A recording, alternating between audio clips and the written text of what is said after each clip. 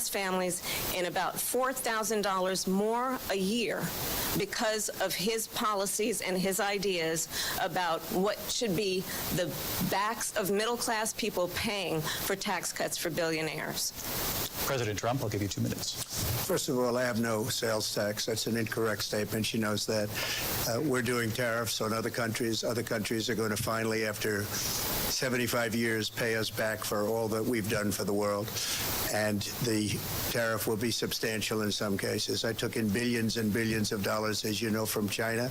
In fact, they never took the tariff off because it was so much money they can't. It would totally destroy everything that they've set out to do. They're taking in billions of dollars from China and other places. They've left the tariffs on. When I had it, I had tariffs, and yet I had no inflation. Look, we've had a terrible economy because inflation which is really known as a country buster. It breaks up countries. We have inflation like very few people have ever seen before, probably the worst in our nation's history. We were at 21%, but that's being generous because many things are 50, 60, 70, and 80% higher than they were just a few years ago. This has been a disaster for people, for the middle class, but for every class. On top of that, we have millions of people pouring into our country from prisons and jails, from mental institutions and insane asylums, and they're coming in and they're taking jobs that are occupied right now by African Americans and Hispanics, and also unions. Unions are going to be affected very soon. And you see what's happening. You see what's happening with towns throughout the United States. You look at Springfield, Ohio. You look at Aurora in Colorado. They are taking over the towns. They're taking over buildings. They're going in violently. These are the people that Xi and Biden led into our country, and they're destroying our country. They're dangerous. They're at the highest level of criminality, and we have to get them out. We have to get them out fast. I created one of the greatest economies in the history of our country. I'll do it again and even better. We are going to get to immigration and border security during this debate, but I would like to let Vice President Harris respond on the economy here. Well, I would love to. Let's talk about what Donald Trump left us. Donald Trump left us the worst unemployment since the Great Depression. Donald Trump left us the worst public health epidemic in a century. Donald Trump left us the worst attack on our democracy since the Civil War.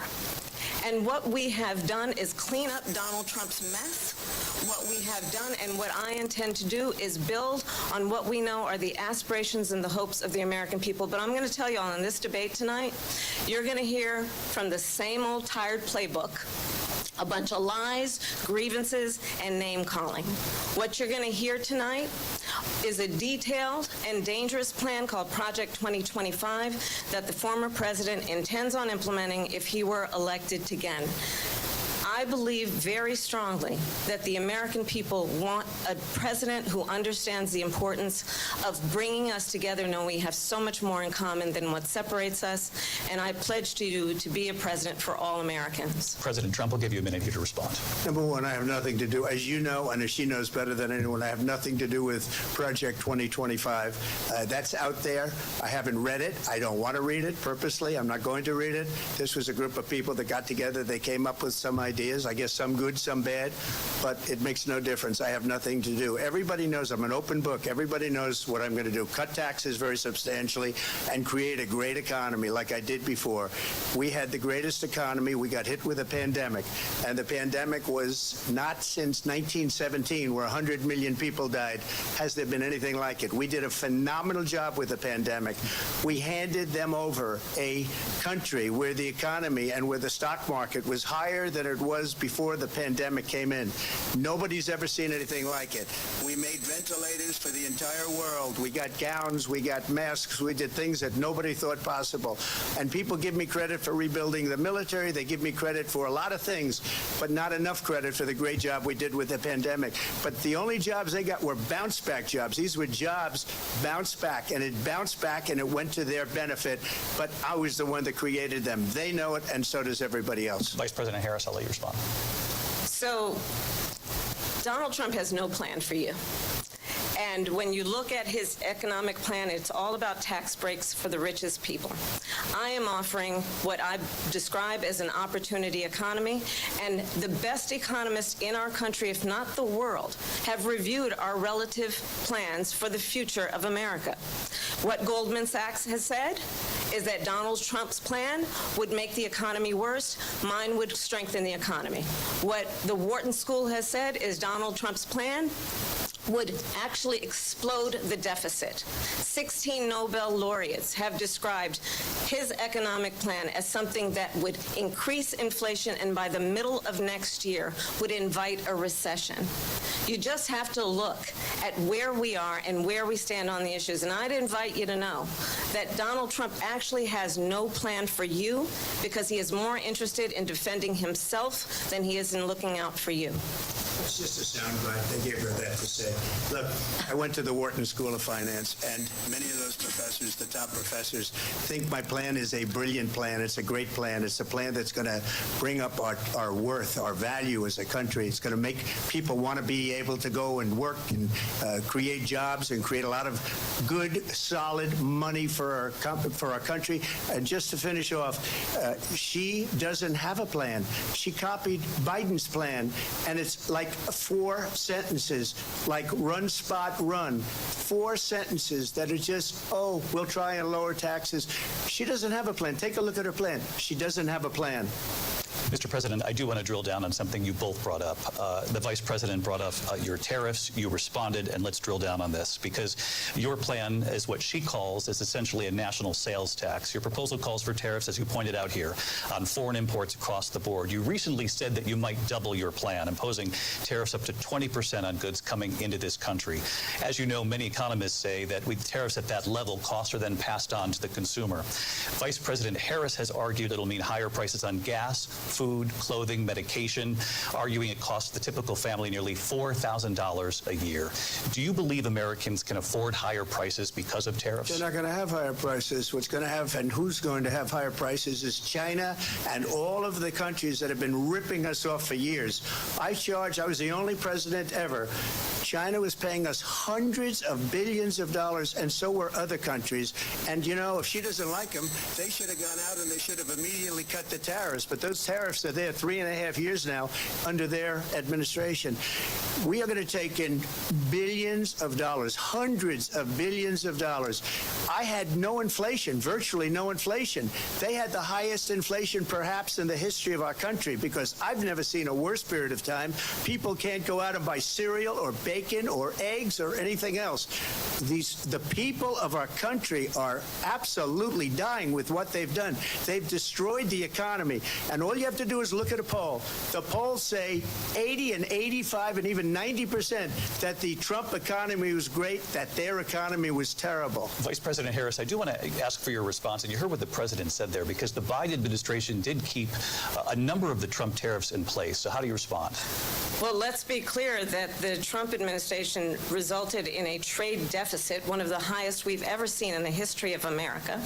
He invited trade wars. You want to talk about his deal with China? What he ended up doing is, under Donald Trump's presidency, he ended up selling American chips to China to help them improve and modernize their military, basically sold us out, when a policy about China should be in making sure the United States of America wins the competition for the 21st century, which means focusing on the details of what that requires, focusing on relationships with our allies, focusing on investing in American-based technology so that we win the race on AI, on quantum computing, focusing on what we need to do to support America's workforce so that we don't end up having on the short end of the stick in terms of workers' rights. But what Donald Trump did, let's talk about this, with COVID, is he actually thanked President Xi for what he did during COVID. Look at his tweet. Thank you, President Xi, exclamation point.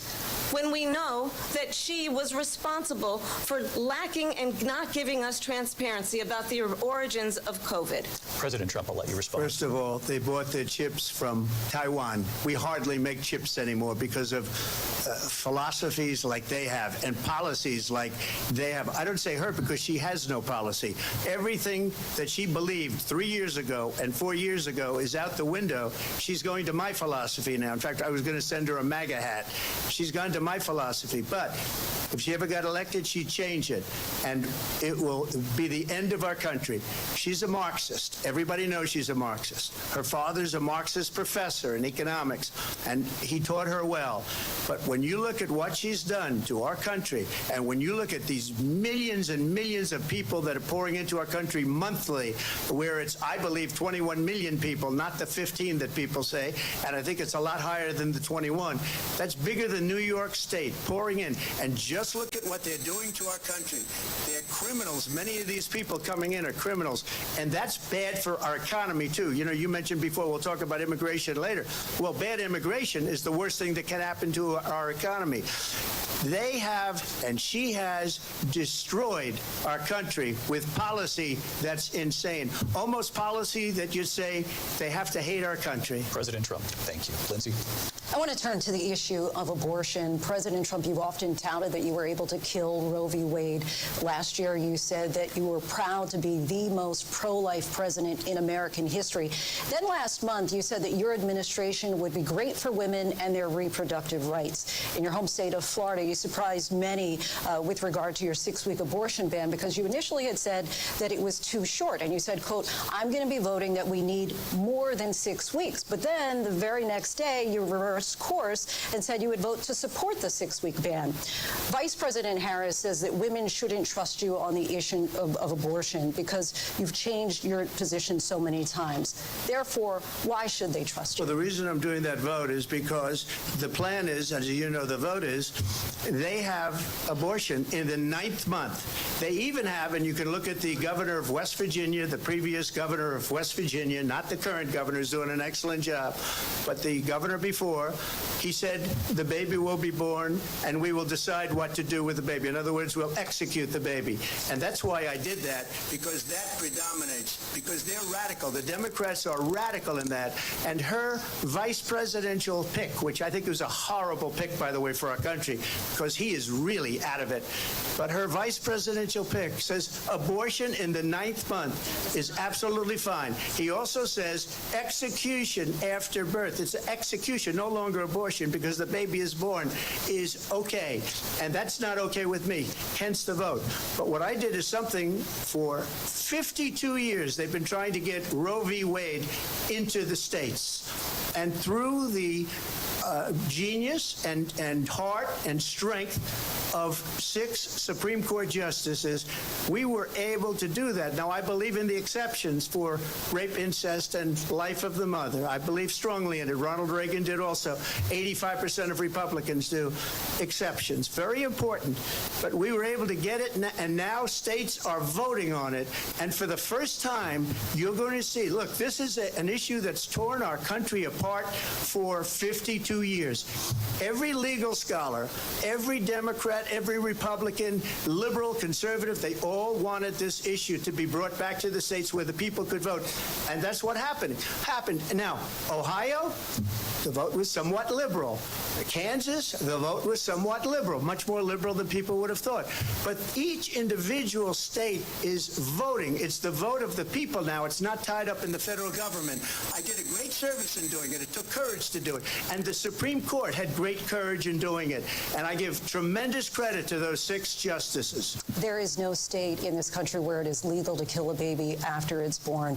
Madam Vice President, I want to get your response to President Trump. Well, as I said, you're going to hear a bunch of lies, and that's not actually a surprising fact. Let's understand how we got here.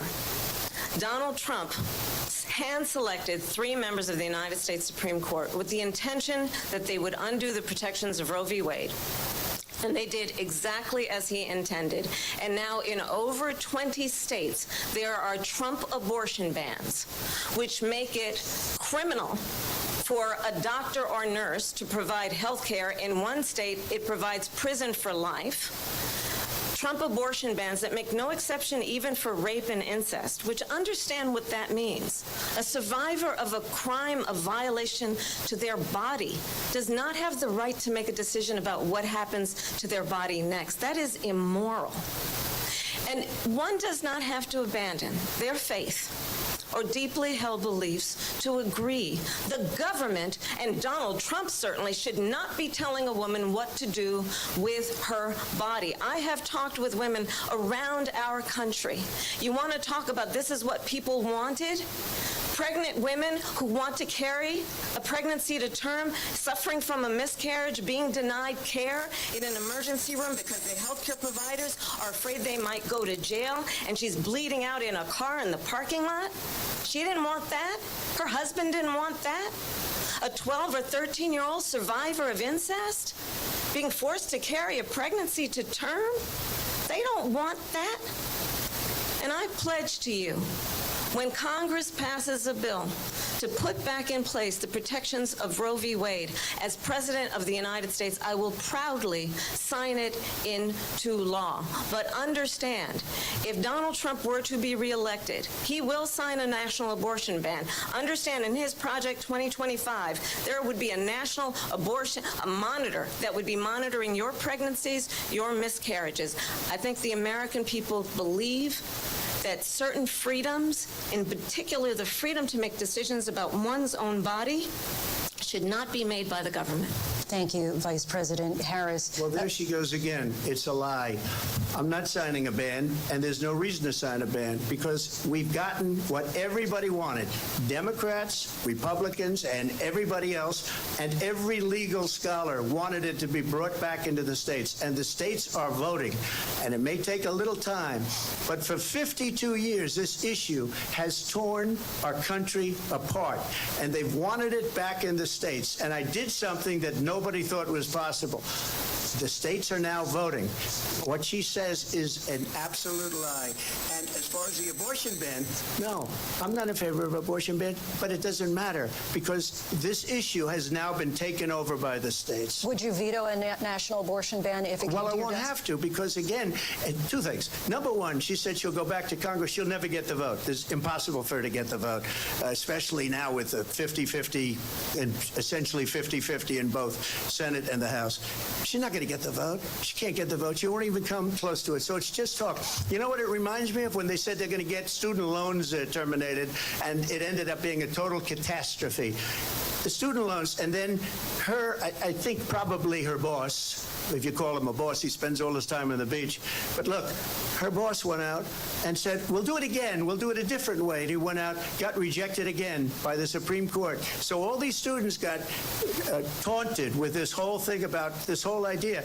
And how unfair that would have been, part of the reason they lost, to the millions and millions of people that had to pay off their student loans. They didn't get it for free. But they were saying it's the same way that they talked about that they talk about abortion. But if I could just get a yes or no, because your running mate, J.D. Vance, has said that you would veto it if it did come to your desk. Well, I didn't discuss it with J.D. in all fairness. J.D., and I don't mind if he has a certain view, but I think he was speaking for me, but I really didn't. Look, we don't have to discuss it because she'd never be able to get it, just like she couldn't get student loans. They couldn't get student loans. They didn't even come close to getting student loans. They taunted young people and a lot of other people that had loans. They can never get this approved. So it doesn't matter what she says about going to Congress. So wonderful. Let's go to Congress, do it. But the fact is that for years they wanted to get it out of Congress and out of the federal government, and we did something that everybody said couldn't be done. And now you have a vote of the people on abortion. Vice President Harris, I want to give you your time to respond, but I do want to ask, would you support any restrictions on a woman's right to an abortion? I absolutely support reinstating the protections of Roe v. Wade, and as you rightly mentioned, nowhere in America is a woman carrying a pregnancy to term and asking for an abortion. That is not happening. It's insulting to the women of America. And understand what has been happening under Donald Trump's abortion bans. Couples who pray and dream of having a family are being denied IVF treatments. What is happening in our country?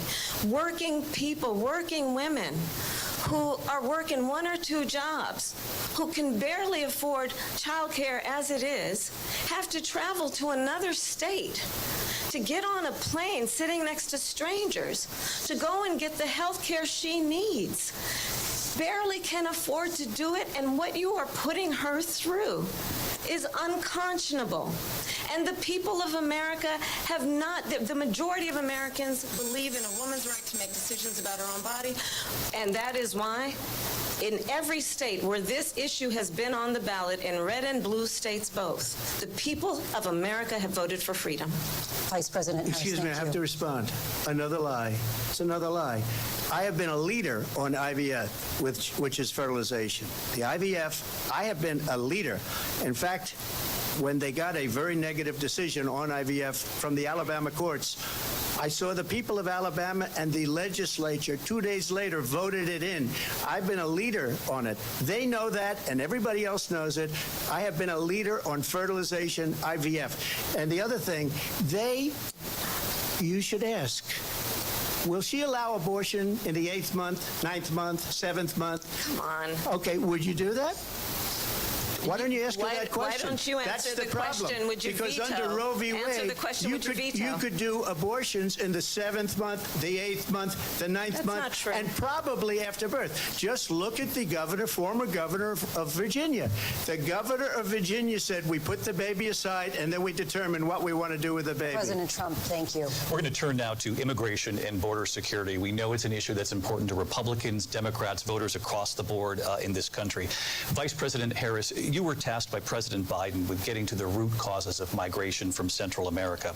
We know that illegal border crossings reached a record high in the Biden administration. This past June, President Biden imposed tough new asylum restrictions. We know the numbers since then have dropped significantly. But my question to you tonight is, why did the administration wait until 6 months before the election to act? And would you have done anything differently from President Biden on this? So I'm the only person on this stage who has prosecuted transnational criminal organizations for the trafficking of guns, drugs, and human beings. And let me say that the United States Congress, including some of the most conservative members of the United States Senate, came up with a border security bill which I supported. And that bill would have put 1,500 more border agents on the border to help those folks who are working there right now overtime trying to do their job. It would have allowed us to stem the flow of fentanyl coming into the United States. I know there are so many families watching tonight who have been personally affected by the surge of fentanyl in our country. That bill would have put more resources to allow us to prosecute transnational criminal organizations for trafficking in guns, drugs, and human beings. But you know what happened to that bill? Donald Trump got on the phone, called up some folks in Congress and said, kill the bill. And you know why? Because he'd prefer to run on a problem instead of fixing a problem. And understand, this comes at a time where the people of our country actually need a leader who engages in solutions, who actually addresses the problems at hand. But what we have in the former president is someone who would prefer to run on a problem instead of fixing a problem. And I'll tell you something, he's going to talk about immigration a lot tonight, even when it's not the subject that is being raised. And I'm going to actually do something really unusual, and I'm going to invite you to attend one of Donald Trump's rallies, because it's a really interesting thing to watch. You will see during the course of his rallies, he talks about fictional characters like Hannibal Lecter. He will talk about windmills cause cancer. And what you will also notice is that people start leaving his rallies early out of exhaustion and boredom. And I will tell you, the one thing you will not hear him talk about is you. You will not hear him talk about your needs, your dreams, and your desires. And I'll tell you, I believe you deserve a president who actually puts you first, and I pledge to you that I will. Vice President Harris, thank you. President Trump, on that point, I want to get your response. Well, I would like to respond. Let me just ask, though, why did you try to kill that bill, and successfully so? That would have put thousands of additional agents and officers on the border. First, let me respond as to the Please. rallies. She said people start leaving. People don't go to her rallies. There's no reason to go. And the people that do go, she's bussing them in and paying them to be there, and then showing them in a different light. So she can't talk about that. People don't leave my rallies. We have the biggest rallies, the most incredible rallies in the history of politics. That's because people want to take their country back. Our country is being lost. We're a failing nation. And it happened 3.5 years ago. And what's going on here, you're going to end up in World War III, just to go into another subject.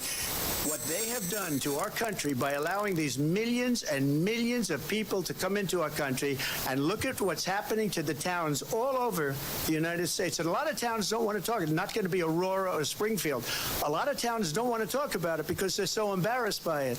In Springfield, they're eating the dogs, the people that came in. They're eating the cats. They're eating the pets of the people that live there. And this is what's happening in our country, and it's a shame. As far as rallies are concerned, as far as the reason they go is they like what I say. They want to bring our country back. They want to make America great again. It's a very simple phrase, make America great again. She's destroying this country, and if she becomes president, this country doesn't have a chance of success. Not only success, we'll end up being Venezuela on steroids. I just want to clarify here. You bring up Springfield, Ohio, and ABC News did reach out to the city manager there. He told us there have been no credible reports of specific claims of pets being harmed, injured, or abused by individuals within the immigrant community. Well, I've seen people on television. Let me just say here, this is the people on television say my dog was taken and used for food. So maybe he said that, and maybe that's a good thing to say for a city manager. I'm not taking this from television. But the people on television saying their dog was eaten by the people that went there. Again, the Springfield city manager says there's no evidence of that. Vice President Harris, I'll let you respond to the rest of what you've heard. Talk about extreme.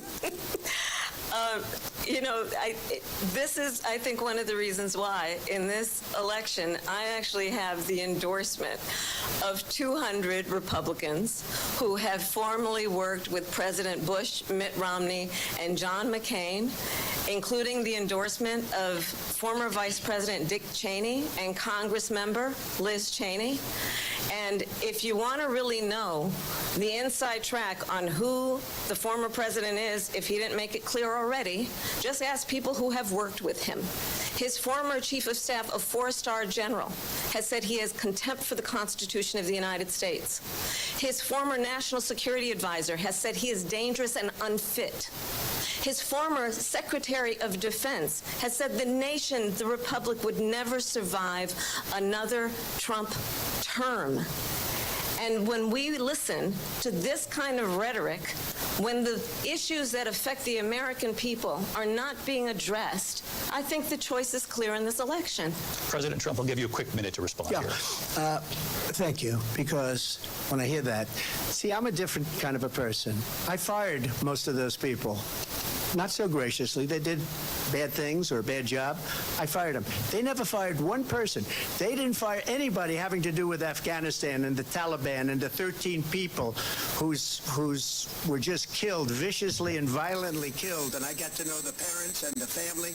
They didn't fire. They should have fired all those generals, all those top people, because that was one of the most incompetently handled situations anybody has ever seen. So when somebody does a bad job, I fire him.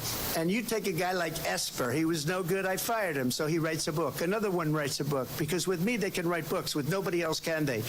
But they have done such a poor job, and they never fire anybody. Look at the economy. Look at the inflation. They didn't fire any of their economists. They have the same people. That's a good way not to have books written about you.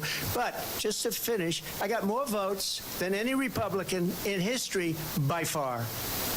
In fact, I got more votes than any president, sitting president, in history by far. Let me continue on immigration. It was what you wanted to talk about earlier, so let's get back to your deportation proposal that the vice president has reacted to as well. President Trump, you call this the largest domestic deportation operation in the history of our country. You say you would use the National Guard. You say if things get out of control, you'd have no problem using the U.S. military. Local police, yes. You also said you would use local police. How would you deport 11 million undocumented immigrants? I know you believe that number is much higher. Take us through this. What does this look like? Will authorities be going door to door in this country? Yeah. It is much higher because of them. They allowed criminals, many millions of criminals. They allowed terrorists. They allowed common street criminals. They allowed people to come in, drug dealers, to come into our country. And they're now in the United States and told by their countries like Venezuela, don't ever come back or we're going to kill you. Do you know that crime in Venezuela and crime in countries all over the world is way down? You know why? Because they've taken their criminals off the street and they've given them to her to put into our country. And this will be one of the greatest mistakes in history for them to allow, and I think they probably did it because they think they're going to get votes, but it's not worth it because they're destroying the fabric of our country by what they've done. There's never been anything done like this at all. They've destroyed the fabric of our country.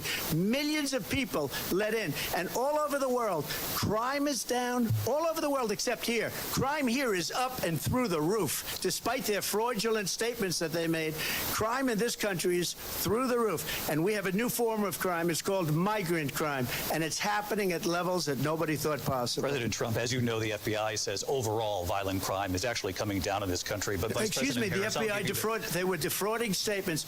They didn't include the worst cities. They didn't include the cities with the worst crime. It was a fraud, just like their number of 818,000 jobs that they said they created turned out to be a fraud. President Trump, thank you. I'll let you respond, Vice President Harris. Well, I think this is so rich, coming from someone who has been prosecuted for national security crimes, economic crimes, election interference, has been found liable for sexual assault, and his next big court appearance is in November at his own criminal sentencing. And let's be clear where each person stands on the issue of what is important about respect for the rule of law and respect for law enforcement. The former vice president called for defunding federal law enforcement, 45,000 agents, get this, on the day after he was arraigned on 34 felony counts.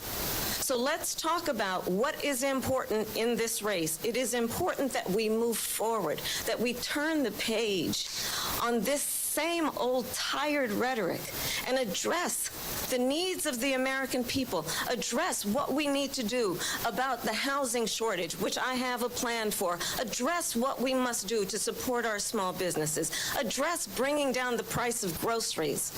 But frankly, the American people are exhausted with this same old tired playbook. Vice President Harris, thank you. Excuse me. Every one of those cases was started by them against their political opponent. And I'm winning most of them, and I will win the rest on appeal. And you saw that with the decision that came down just recently from the Supreme Court. I'm winning most of them. But those are cases, it's called weaponization. Never happened in this country. They weaponized the Justice Department. Every one of those cases was involved with the DOJ, from Atlanta and Fani Willis to the Attorney General of New York and the DA in New York. Every one of those cases. And then they say, oh, he's a criminal. They're the ones that made them go after me. By the way, Joe Biden was found essentially guilty on the documents case. And what happened in my documents case? They said, oh, that's the toughest of them all. A complete and total victory. 2 months ago, it was thrown out. It's weaponization, and they used it, and it's never happened in this country. They used it to try and win an election. They're fake cases. President Trump, thank you. A really quick response here, Vice President Harris, on this notion of weaponization of the Justice Department. Well, let's talk about extreme and understand the context in which this election in 2024 is taking place. The United States Supreme Court recently ruled that the former president would essentially be immune from any misconduct if he were to enter the White House again. Understand, this is someone who has openly said he would terminate, I'm quoting, terminate the Constitution of the United States, that he would weaponize the Department of Justice against his political enemies. Someone who has openly expressed disdain for members of our military. Understand what it would mean if Donald Trump were back in the White House with no guardrails, because certainly we know now the court won't stop him. We know J.D. Vance is not going to stop him. It's up to the American people Vice President Harris, thank you. Lindsay? Vice President Harris, in your last run for president. This is the one that weaponized, not me.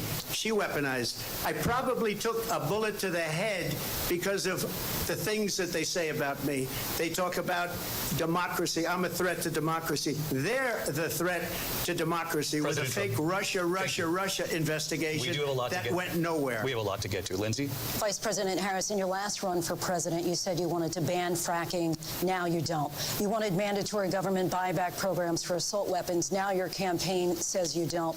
You supported decriminalizing border crossings. Now you're taking a harder line. I know you say that your values have not changed. So then why have so many of your policy positions changed? So my values have not changed, and I'm going to discuss every one of at least every point that you've made. But in particular, let's talk about fracking because we're here in Pennsylvania. I made that very clear in 2020. I will not ban fracking. I have not banned fracking as Vice President of the United States, and in fact, I was the tie-breaking vote on the Inflation Reduction Act, which opened new leases for fracking. My position is that we have got to invest in diverse sources of energy so we reduce our reliance on foreign oil. We have had the largest increase in domestic oil production in history because of an approach that recognizes that we cannot over-rely on foreign oil. As it relates to my values, let me tell you, I grew up a middle-class kid raised by a hardworking mother who worked and saved and was able to buy our first home when I was a teenager. The values I bring to the importance of home ownership, knowing not everybody got handed $400 million on a silver platter and then filed bankruptcy 6 times, is a value that I bring to my work to say we are going to work with the private sector and home builders to increase by 3 million homes by the end of my first term. My work that is related to having a friend when I was in high school who was sexually assaulted by her stepfather.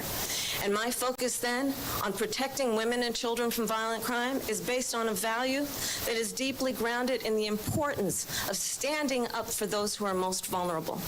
My work that is about protecting Social Security and Medicare is based on long-standing work that I have done, protecting seniors from scams.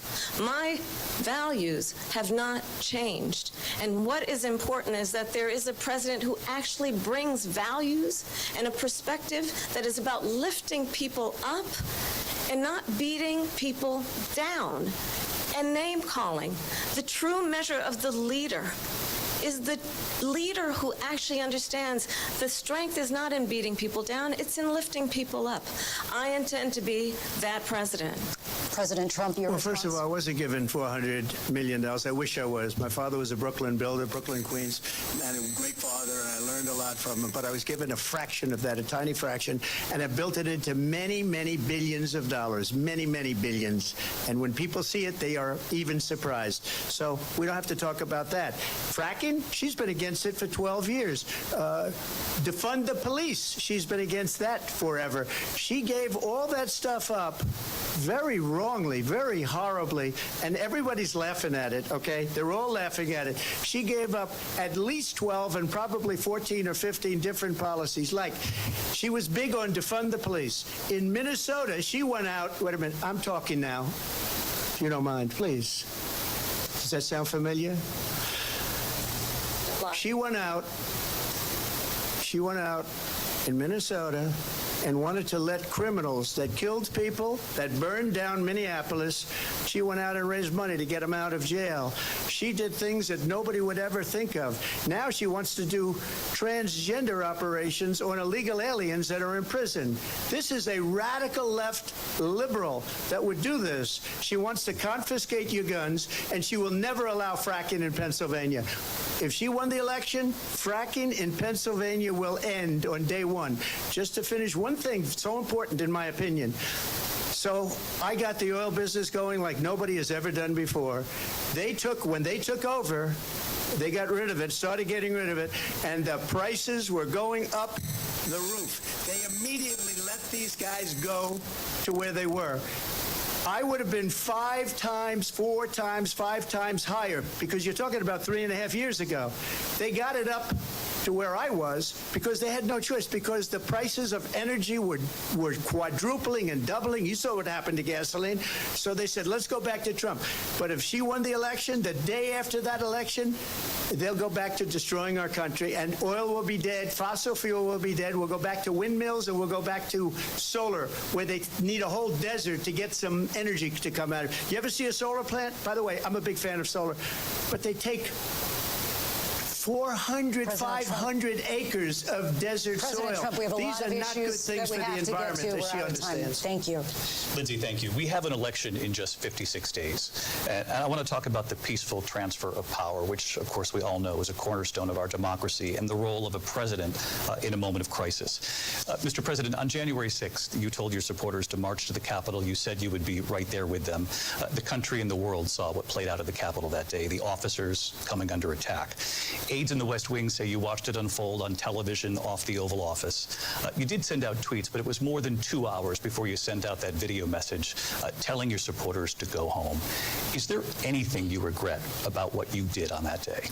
You just said a thing that isn't covered. Peacefully and patriotically, I said during my speech, not later on.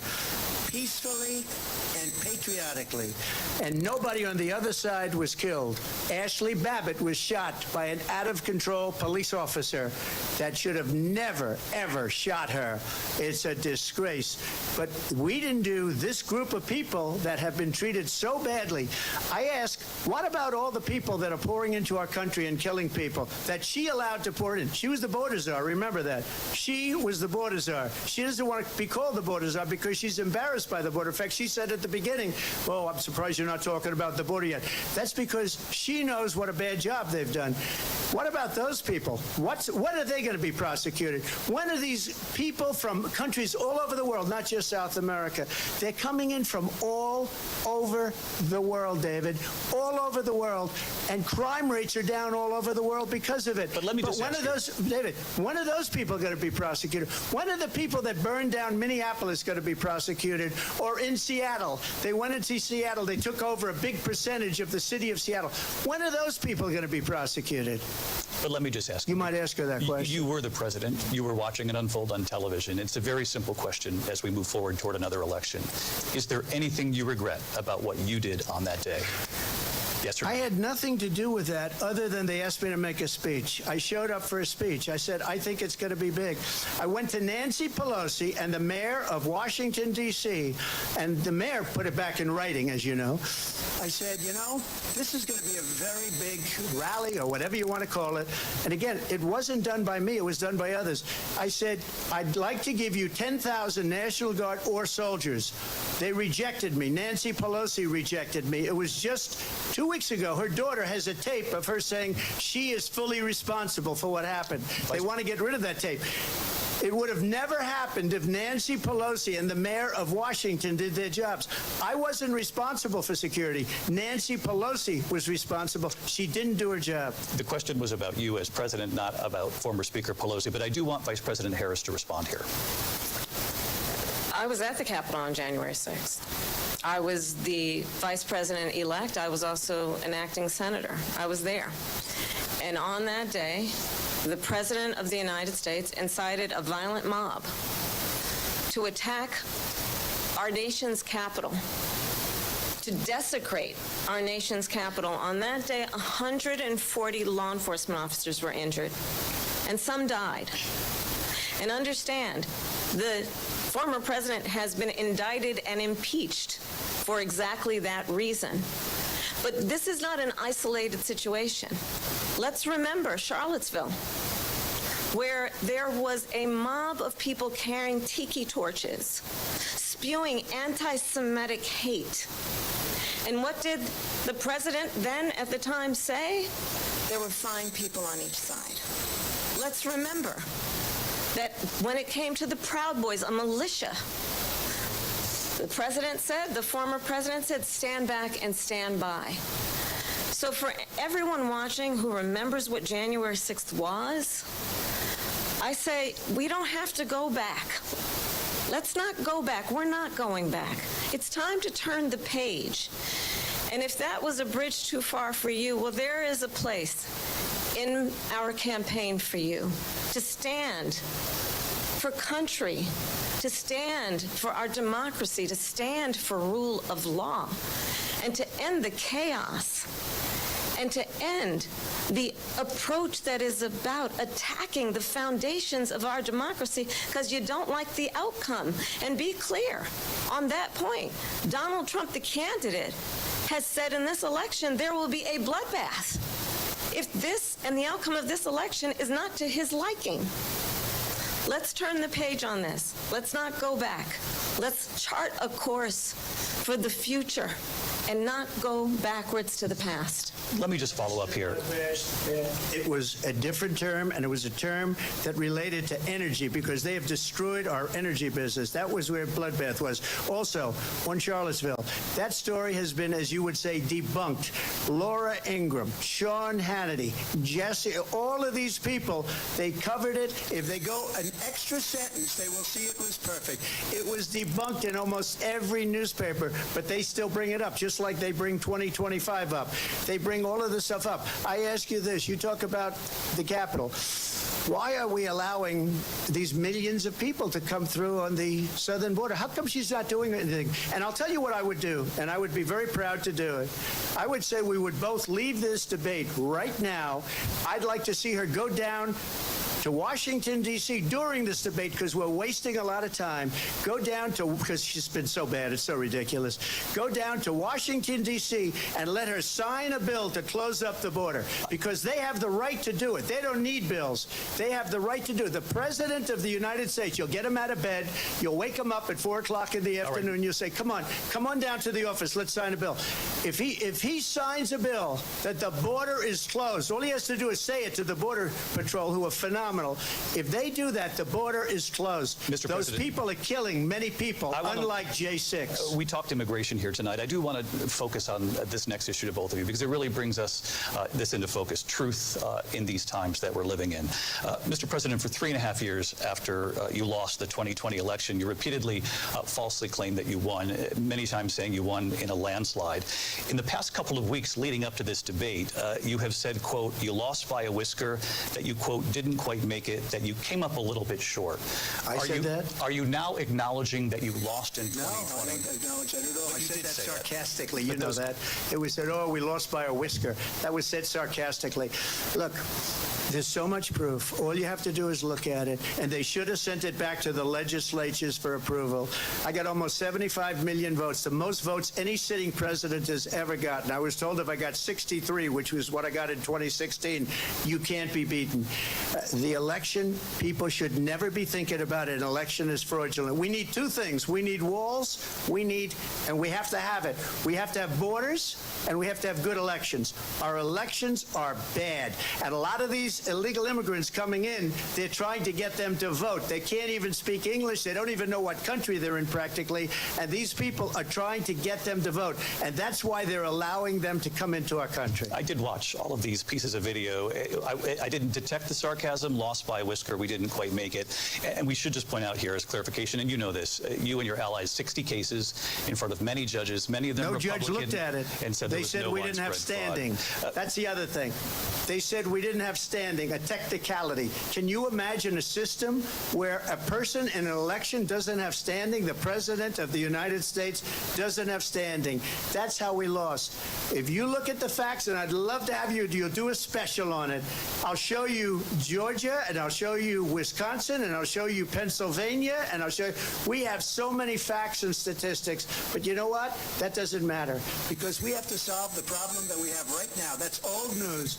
And the problem that we have right now is we have a nation in decline, and they have put it into decline. We have a nation that is dying, David. Mr. President, thank you. Vice President Harris, you heard the president there tonight. He said he didn't say that he lost by a whisker, so he still believes he did not lose the election that was won by President Biden and yourself. But I do want to ask you about something that's come up in the last couple of days. This was a post from President Trump about this upcoming election just weeks away. He said, when I win, in those people who cheated, and then he lists donors, voters, election officials. He says will be prosecuted to the fullest extent of the law, which will include long-term prison sentences. One of your campaign's top lawyers responded saying, we won't let Donald Trump intimidate us. We won't let him suppress the vote. Is that what you believe he's trying to do here? Donald Trump was fired by 81 million people. So let's be clear about that. And clearly he is having a very difficult time processing that. But we cannot afford to have a president of the United States who attempts, as he did in the past, to upend the will of the voters in a free and fair election. And I'm going to tell you that I have traveled the world as Vice President of the United States, and world leaders are laughing at Donald Trump.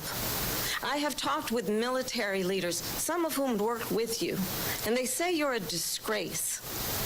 And when you then talk in this way in a presidential debate and deny what over and over again are court cases you have lost because you did in fact lose that election, it leads one to believe that perhaps we do not have in the candidate to my right the temperament or the ability to not be confused about fact.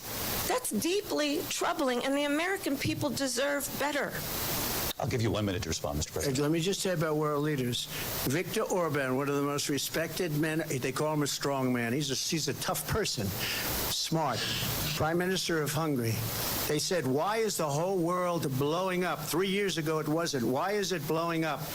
He said, because you need Trump back as president. They were afraid of him. China was afraid, and I don't like to use the word afraid, but I'm just quoting him. China was afraid of him. North Korea was afraid of him. Look at what's going on with North Korea, by the way. He said Russia was afraid of him. I ended the Nord Stream 2 pipeline, and Biden put it back on day one, but he ended the XL pipeline. The XL pipeline in our country, he ended that. But he let the Russians build a pipeline going all over Europe and heading into Germany, the biggest pipeline in the world. Look, Viktor Orban said it. He said the most respected, most feared person is Donald Trump. We had no problems when Trump was president, but when this weak, pathetic man that you saw at a debate just a few months ago, that if he weren't in that debate, he'd be running instead of her. She got no votes. He got 14 million votes. What you did, you talk about a threat to democracy. He got 14 million votes, and they threw him out of office. And you know what? I'll give you a little secret. He hates her. He can't stand her. But he got 14 million votes. They threw him out. She got 0 votes. And when she ran, she was the first one to leave because she failed. And now she's running. I don't understand it, but I'm okay with it because your time is I think up. we're going to do very well. We've got a lot more to get to. Turning now to the Israel-Hamas war and the hostages who are still being held, Americans among them. Vice President Harris, in December, you said, quote, Israel has a right to defend itself, but you added, quote, it matters how, saying international humanitarian law must be respected. Israel must do more to protect innocent civilians. You said that 9 months ago. Now an estimated 40,000 Palestinians are dead. Nearly 100 hostages remain. Just last week, Prime Minister Benjamin Netanyahu said there's not a deal in the making. President Biden has not been able to break through the stalemate. How would you do it? Well, let's understand how we got here. On October 7, Hamas, a terrorist organization, slaughtered 1,200 Israelis, many of them young people who were simply attending a concert. Women were horribly raped. And so absolutely, I said then, I say now, Israel has a right to defend itself. We would. And how it does so matters, because it is also true, far too many innocent Palestinians have been killed. Children, mothers. What we know is that this war must end. It must end immediately, and the way it will end is we need a ceasefire deal and we need the hostages out. And so we will continue to work around the clock on that. Work around the clock, also understanding that we must chart a course for a two-state solution. And in that solution, there must be security for the Israeli people and Israel, and in equal measure for the Palestinians. But the one thing I will assure you always, I will always give Israel the ability to defend itself, in particular as it relates to Iran and any threat that Iran and its proxies pose to Israel.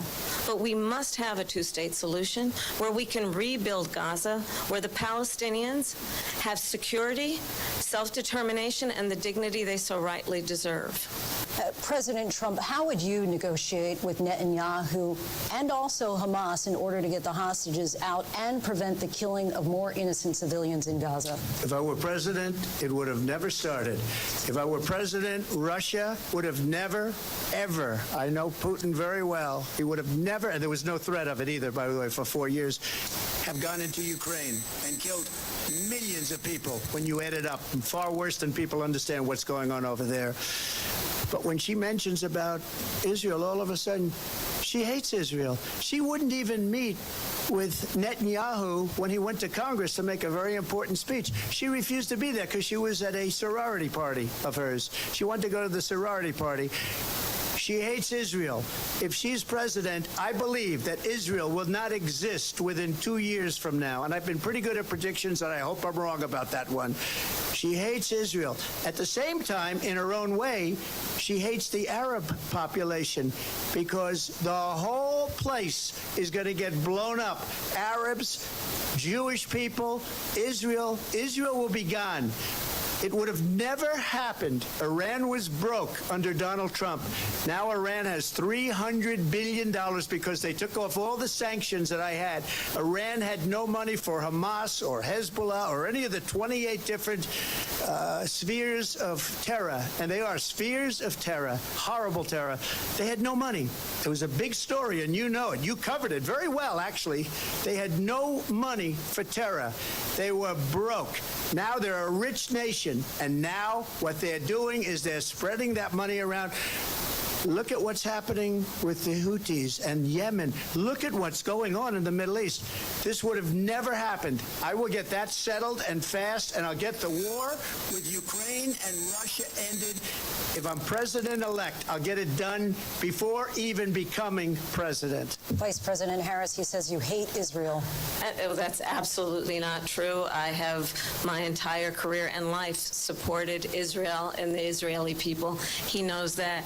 He's trying to, again, divide and distract from the reality, which is it is very well known that Donald Trump is weak and wrong on national security and foreign policy. It is well known that he admires dictators, wants to be a dictator on day one, according to himself. It is well known that he said of Putin that he can do whatever the hell he wants and go into Ukraine. It is well known that he said when Russia went into Ukraine, it was brilliant. It is well known he exchanged love letters with Kim Jong-un. And it is absolutely well known that these dictators and autocrats are rooting for you to be president again because they're so clear. They can manipulate you with flattery and favors. And that is why so many military leaders who you have worked with have told me you are a disgrace. That is why we understand that we have to have a president who is not consistently weak and wrong on Vice national President security, Harris. including the importance of upholding and respecting in highest regard our military. Vice President Harris, thank you. They're the ones, and she's the one that caused it, that's weak on national security by allowing every nation last month for the year, 168 different countries sending people into our country. Their crime rates are way down. Putin endorsed her last week, said, I hope she wins. And I think he meant it, because what he's gotten away with is absolutely incredible. It wouldn't have happened with me. The leaders of other countries think that they're weak and incompetent, and they are. They're grossly incompetent. And I just ask one question. Why does Biden go in and kill the Keystone Pipeline and approve the single biggest deal that Russia's ever made, Nord Stream 2, the biggest pipeline anywhere in the world going to Germany and all over Europe? because they're weak and they're ineffective. And Biden, by the way, President gets paid Trump, a lot of money. Thank you. We have a lot of issues to get to. We'll be right back with much more of this historic ABC News presidential debate from the National Constitution Center right here in Philadelphia. Back in a moment.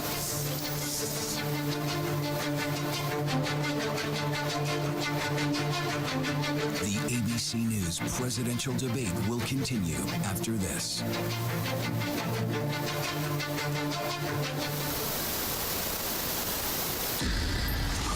It was a regular day for 19-year-old Melissa Witt. She went to meet her mom at a bowling church league, but she never makes it into the bowling alley. My gut knew this was not a young girl who just ran away. New information and pools of blood were found by detectives. I just love to have her back more than anything in the world. It is a heart-wrenching day for the family of Melissa Witt. Police found the body in the Ozark National Forest. We had several suspects. All these kinds of leads. A known serial killer in the area. Could he be involved? We're actually finding key evidence that could have slipped through the cracks. You're looking for that game-changing piece. Her last hours on this earth were probably the most horrific a person can experience. This beautiful young girl. Police will find out what happened. At Wit's End, the hunt for a killer, only on Hulu. Baywatch is a fantasy. When you hear that theme song, it was a wild time, and I was a wild chick. Jason Momoa exploded. Carmen was a bombshell. Pamela Anderson was an icon. I'm really proud of everything I've done. Almost. Baywatch was a whirlwind of epic highs and bitter lows. Everyone likes to watch sexy things.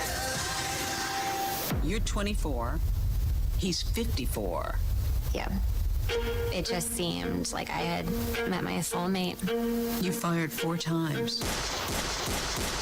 Friday, 2020 is all new. The 32-year-old former ballerina, the center of the so-called Black Swan trial. Here we go.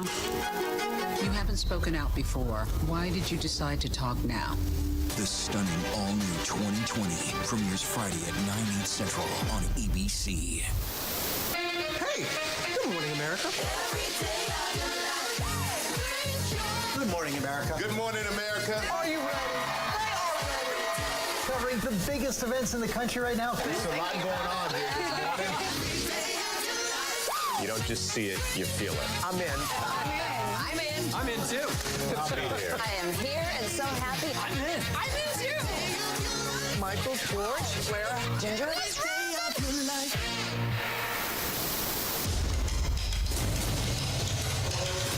This is Impact by Nightline.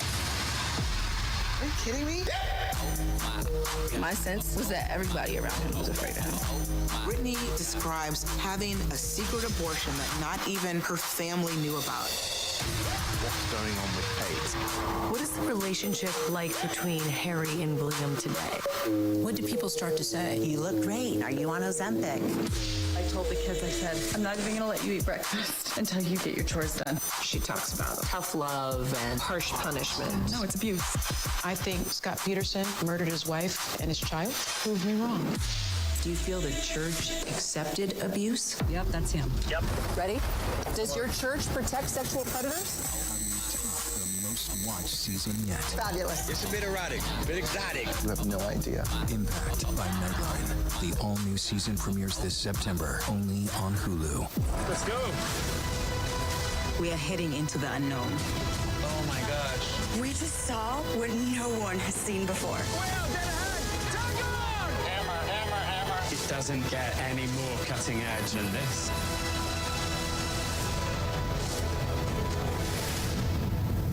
Reporting from outside Wembley Stadium, surrounded by Swifties as Taylor Swift is set to kick off 5 sold-out concerts. I'm Maggie Rulli. You're streaming ABC News Live. What does it take to be the most watched newscast in America? We are part of an operation. Is this our combat operations center? We're approaching the gate. Militants came in from... Hi. Appreciate you. Ismail? David. ABC's World News Tonight with David Muir is America's most watched newscast. You're watching America's #1 streaming news. Keep streaming with ABC News Live. Live from the National Constitution Center in Philadelphia, Pennsylvania. Here again, David Muir and Lindsay Davis. Welcome back to this historic ABC News presidential debate tonight. We're going to continue here, and I want to turn to the war in Ukraine. We're now 2.5 years into this conflict. Mr. President, it has been the position of the Biden administration that we must defend Ukraine from Russia, from Vladimir Putin, to defend their sovereignty, their democracy, that it's in America's best interest to do so, arguing that if Putin wins, he may be emboldened to move even further into other countries. You have said you would solve this war in 24 hours. You said so just before the break tonight. How exactly would you do that? And I want to ask you a very simple question tonight. Do you want Ukraine to win this war? I want the war to stop. I want to save lives that are being uselessly, people being killed by the millions. It's the millions. It's so much worse than the numbers that you're getting, which are fake numbers. Look, we're in for 250 billion or more because they don't ask Europe, which is a much bigger beneficiary to getting this thing done than we are. They're in for $150 billion less because Biden and you don't have the courage to ask Europe like I did with NATO. They paid billions and billions, hundreds of billions of dollars when I said, either you pay up or we're not going to protect you anymore. So that's maybe one of the reasons they don't like me as much as they like weak people. But you take a look at what's happening. We're in for 250 to 275 billion. They're into 100 to 150. They should be forced to equalize. With that being said, I want to get the war settled. I know Zelensky very well, and I know Putin very well. I have a good relationship, and they respect your president, okay? They respect me. They don't respect Biden. How would you respect him? Why? For what reason? He hasn't even made a phone call in 2 years to Putin, hasn't spoken to anybody. They don't even try and get it. That is a war that's dying to be settled. I will get it settled before I even become president. If I win, when I'm president-elect, and what I'll do is I'll speak to one, I'll speak to the other, I'll get them together. That war would have never happened. And in fact, when I saw Putin after I left, unfortunately left because our country has gone to hell. But after I left, when I saw him building up soldiers, he did it after I left, I said, oh, he must be negotiating. It must be a good, strong point of negotiation. Well, it wasn't, because Biden had no idea how to talk to him. He had no idea how to stop it. And now you have millions of people dead, and it's only getting worse, and it could lead to World War III. Don't kid yourself, David. We're playing with World War III, and we have a president that we don't even know if he's... Where is our president? We don't even know if he's a president. And just to clarify they here... They threw him out of a campaign like a dog. We don't even know. Is he our president? But we have a president, Mr. President, that doesn't know he's alive. Your time is up. Just to clarify in the question, do you believe it's in the U.S. best interest for Ukraine to win this war, yes or no? I think it's the U.S. best interest to get this war finished and just get it done. All right. Negotiate a deal, because we have to stop all of these human lives from being destroyed. I want to take this to Vice President Harris. I want to get your thoughts on support for Ukraine in this moment, but also, as Commander-in-Chief, if elected, how would you deal with Vladimir Putin, and would it be any different from what we're seeing from President Biden? Well, first of all, it's important to remind the former president you're not running against Joe Biden, you're running against me. I believe the reason that Donald Trump says that this war would be over within 24 hours is because he would just give it up. And that's not who we are as Americans. Let's understand what happened here. I actually met with Zelensky a few days before Russia invaded, tried through force to change territorial boundaries, to defy one of the most important international rules and norms, which is the importance of sovereignty and territorial integrity. And I met with President Zelensky. I shared with him American intelligence about how he could defend himself. Days later, I went to NATO's eastern flank, to Poland and Romania. And through the work that I and others did, we brought 50 countries together to support Ukraine in its righteous defense. And because of our support, because of the air defense, the ammunition, the artillery, the javelins, the Abrams tanks that we have provided, Ukraine stands as an independent and free country. If Donald Trump were president, Putin would be sitting in Kyiv right now. And understand what that would mean, because Putin's agenda is not just about Ukraine. understand why the European allies and our NATO allies are so thankful that you are no longer president, and that we understand the importance of the greatest military alliance the world has ever known, which is NATO, and what we have done to preserve the ability of Zelensky and the Ukrainians to fight for their independence. Otherwise, Putin would be sitting in Kyiv with his eyes on the rest of Europe, starting with Poland. And why don't you tell the 800,000 Polish Americans right here in Pennsylvania how quickly you would give up for the sake of favor and what you think is a friendship with what is known to be a dictator who would eat you for lunch. Vice President Harris, thank you. We've heard from both of you on Ukraine tonight. Afghanistan came up in the last hour. I wanted her to respond to something you said earlier, and I'll give you a minute here. Putin would be sitting in Moscow, and he wouldn't have lost 300,000 men and women, but he would have been sitting in Moscow. Quiet, please. He would have been sitting in Moscow much happier than he is right now. But eventually, you know, he's got a thing that other people don't have. He's got nuclear weapons. They don't ever talk about that. He's got nuclear weapons. Nobody ever thinks about that. And eventually, maybe he'll use them, and maybe he hasn't been that threatening. But he does have that, something we don't even like to talk about. Nobody likes to talk about it. But just so you understand, they sent her to negotiate peace before this war started. 3 days later, he went in and he started the war because everything they said was weak and stupid. They said the wrong things. That war should have never started. She was the emissary. They sent her in to negotiate with Zelensky and Putin, and she did. And the war started 3 days later.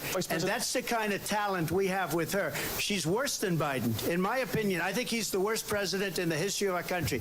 She goes down as the worst vice president in the history of our country. But let me tell you something. She is a horrible negotiator. They sent her in to negotiate. As soon as they left, Putin did the invasion. President Trump, thank you. You did bring up something. You said she went to negotiate with Vladimir Putin. Vice President Harris, have you ever met Vladimir Putin? Can you clarify tonight? Yet again, I said it at the beginning of this debate, you're going to hear a bunch of lies coming from this fellow. And that is another one. When I went to meet with President Zelensky, I've now met with him over 5 times. The reality is it has been about standing as America always should, as a leader upholding international rules and norms, as a leader who shows strength, understanding that the alliances we have around the world are dependent on our ability to look out for our friends and not favor our enemies because you adore strongmen instead of caring about democracy. And that is very much what is at stake here. The President of the United States is Commander-in-Chief, and the American people have a right to rely on a president who understands the significance of America's role and responsibility in terms of ensuring that there is stability and ensuring we stand up for our principles and not sell them for the benefit of personal flattery. We've talked about Ukraine and Vladimir Putin. I do want to talk about Afghanistan. It came up in the first hour of this debate. I wanted to move on to Afghanistan. Stoltenberg said Trump did the most amazing thing I've ever seen. He got these countries, the 28 countries at the time, to pay up. He said, I've never seen. He's the head of NATO. He said, I've never seen. For years, we were paying almost all of NATO. We were being ripped off by European nations, both on trade and on NATO. I got them to pay up by saying one of the statements you made before, if you don't pay, we're not going to protect you. President Otherwise, Trump. we would have never gotten it. He said it was one of the most incredible jobs that he's ever seen done. Thank you. I want to turn to Afghanistan. It came up in the first hour of the debate, and we witnessed a poignant moment today on Capitol Hill, honoring the soldiers who died in the chaotic withdrawal from Afghanistan. I do want to ask the Vice President, do you believe you bear any responsibility in the way that withdrawal played out? Well, I will tell you, I agreed with President Biden's decision to pull out of Afghanistan. 4 presidents said they would, and Joe Biden did. And as a result, America's taxpayers are not paying the $300 million a day we were paying for that endless war.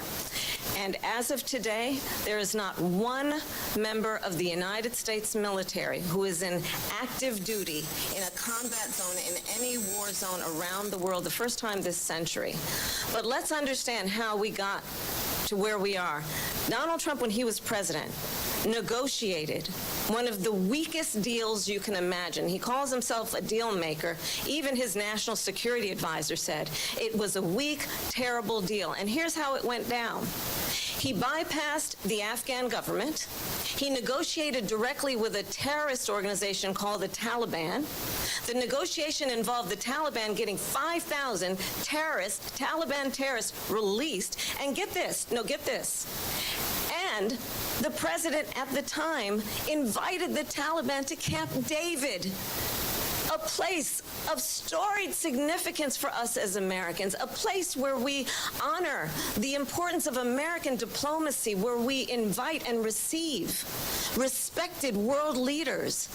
And this former president, as president, invited them to Camp David because he does not again appreciate the role and responsibility of the President of the United States to be commander-in-chief with a level of respect. And this gets back to the point of how he has consistently disparaged and demeaned members of our military, fallen soldiers, and the work that we must do to uphold the strength and the respect of the United States of America around the world. Vice President Harris, thank you. President Trump, your response to her saying that you began the negotiations with the Taliban. So, if you take a look at that period of time, the Taliban was killing our soldiers, a lot of them, with snipers. And I got involved with the Taliban because the Taliban was doing the killing. That's the fighting force within Afghanistan. They don't bother doing that because, they deal with the wrong people all the time. But I got involved. And Abdul is the head of the Taliban. He is still the head of the Taliban. And I told Abdul, don't do it anymore. You do it anymore, you're going to have problems. And he said, why do you send me a picture of my house? I said, you're going to have to figure that out, Abdul. And for 18 months, we had nobody killed. We did have an agreement negotiated by Mike Pompeo. It was a very good agreement.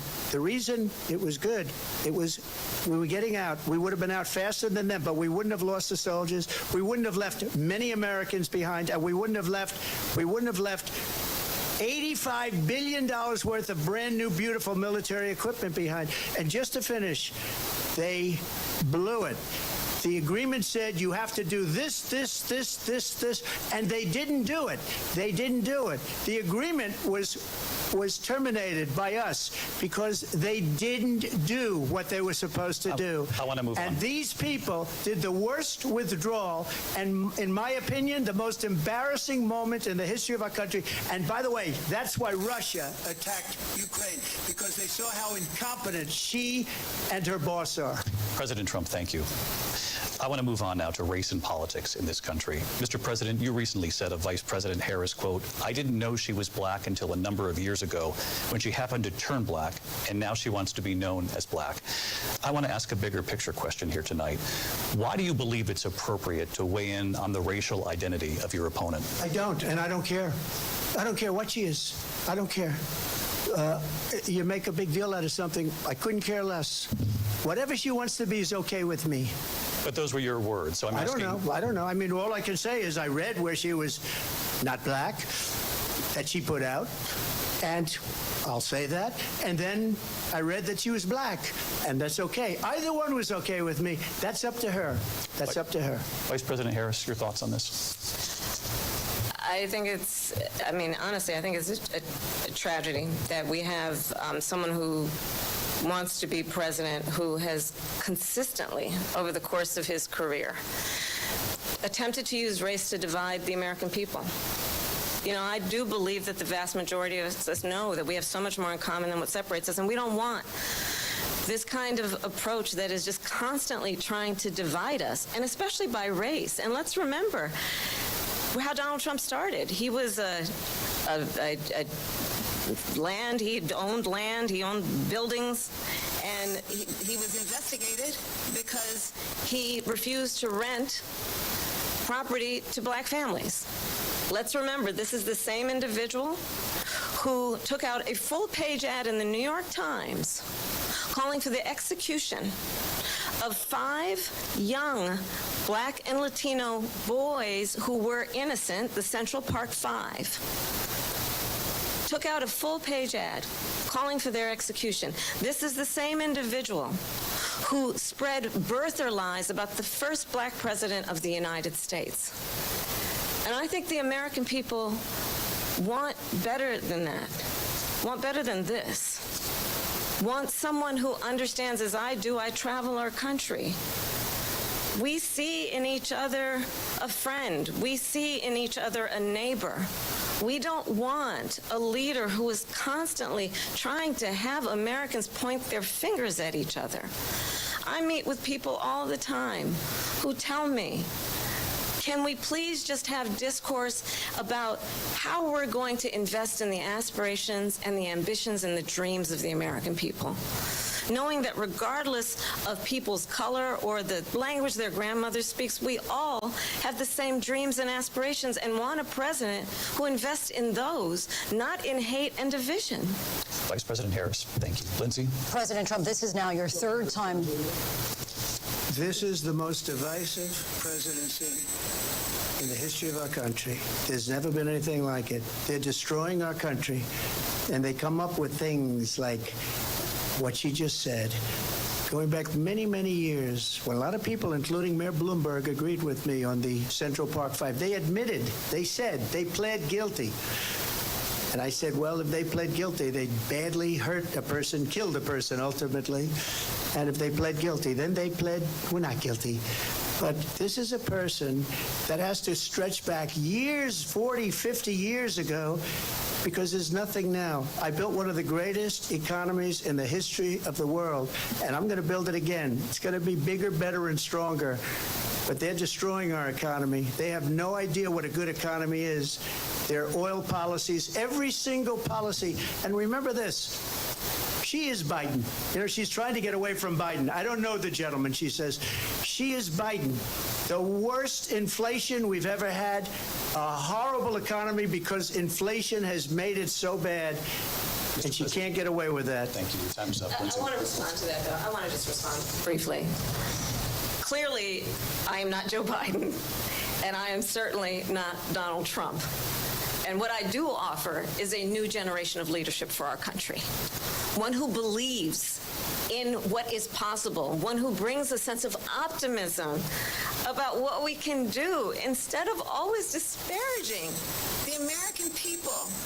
I believe in what we can do to strengthen our small businesses, which is why I have a plan. Let's talk about our plans and let's compare the plans.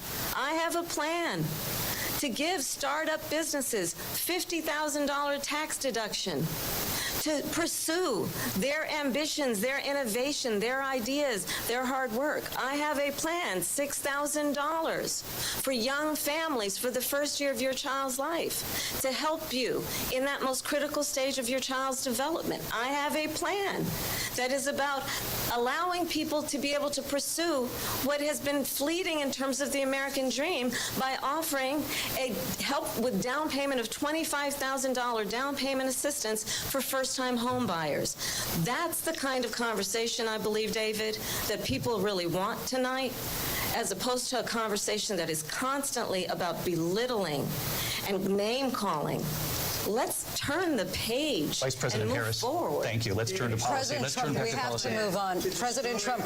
Let's turn to policy, please. She has a plan to defund the police. She has a plan to confiscate everybody's gun. President Trump, she has a plan to not allow fracking in Pennsylvania or anywhere else. Okay, that's what her plan is until just recently. I just need to respond because the former president has said something twice that I need to respond to. I'm sorry. We're going to move on, Vice President Harris.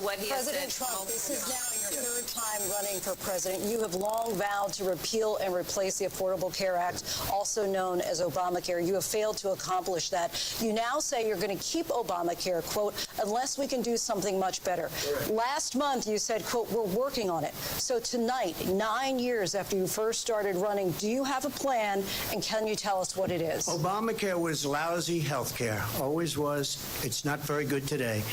And what I said, that if we come up with something something, and we are working on things. We're going to do it, and we're going to replace it. But remember this. I inherited Obamacare because Democrats wouldn't change it. They wouldn't vote for it. They were unanimous. They wouldn't vote to change it. If they would have done that, we would have had a much better plan than Obamacare. But the Democrats came up. They wouldn't vote for it. I had a choice to make when I was president. Do I save it and make it as good as it can be, never going to be great, or do I let it rot? And I felt I had an obligation, even though politically it would have been good to just let it rot and let it go away. I decided, and I told my people, the top people, and they're very good people. I have a lot of good people in that administration. We read about the bad ones. We had some real bad ones, too, and so do they. They have really bad ones. The difference is they don't get rid of them. But let me just explain. I had a choice to make. Do I save it and make it as good as it can be, or do I let it rot? And I saved it. I did the right thing. But it's still never going to be great, and it's too expensive for people. And what we will do is we're looking at different plans. If we can come up with a plan that's going to cost our people, our population, less money and be better health care than Obamacare, then I would absolutely do it. But until then, I'd run it as good as it can be run. So just a yes or no, you still do not have a plan? I have concepts of a plan. I'm not president right now. But if we come up with something, I would only change it if we come up with something that's better and less expensive.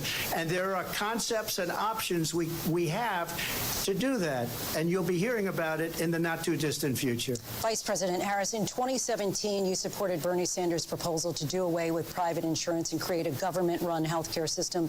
2 years later, you proposed a plan that included a private insurance option. What is your plan today? Well, first of all, I absolutely support, and over the last 4 years as vice president, private health care options. But what we need to do is maintain and grow the Affordable Care Act. But I'll get to that, Lindsay. I just need to respond to a previous point that the former president has made. I've made very clear my position on fracking. And then this business about taking everyone's guns away. Tim Walz and I are both gun owners. We're not taking anybody's guns away. So stop with the continuous lying about this stuff. As it relates to the Affordable Care Act, understand, just look at the history to know where people stand.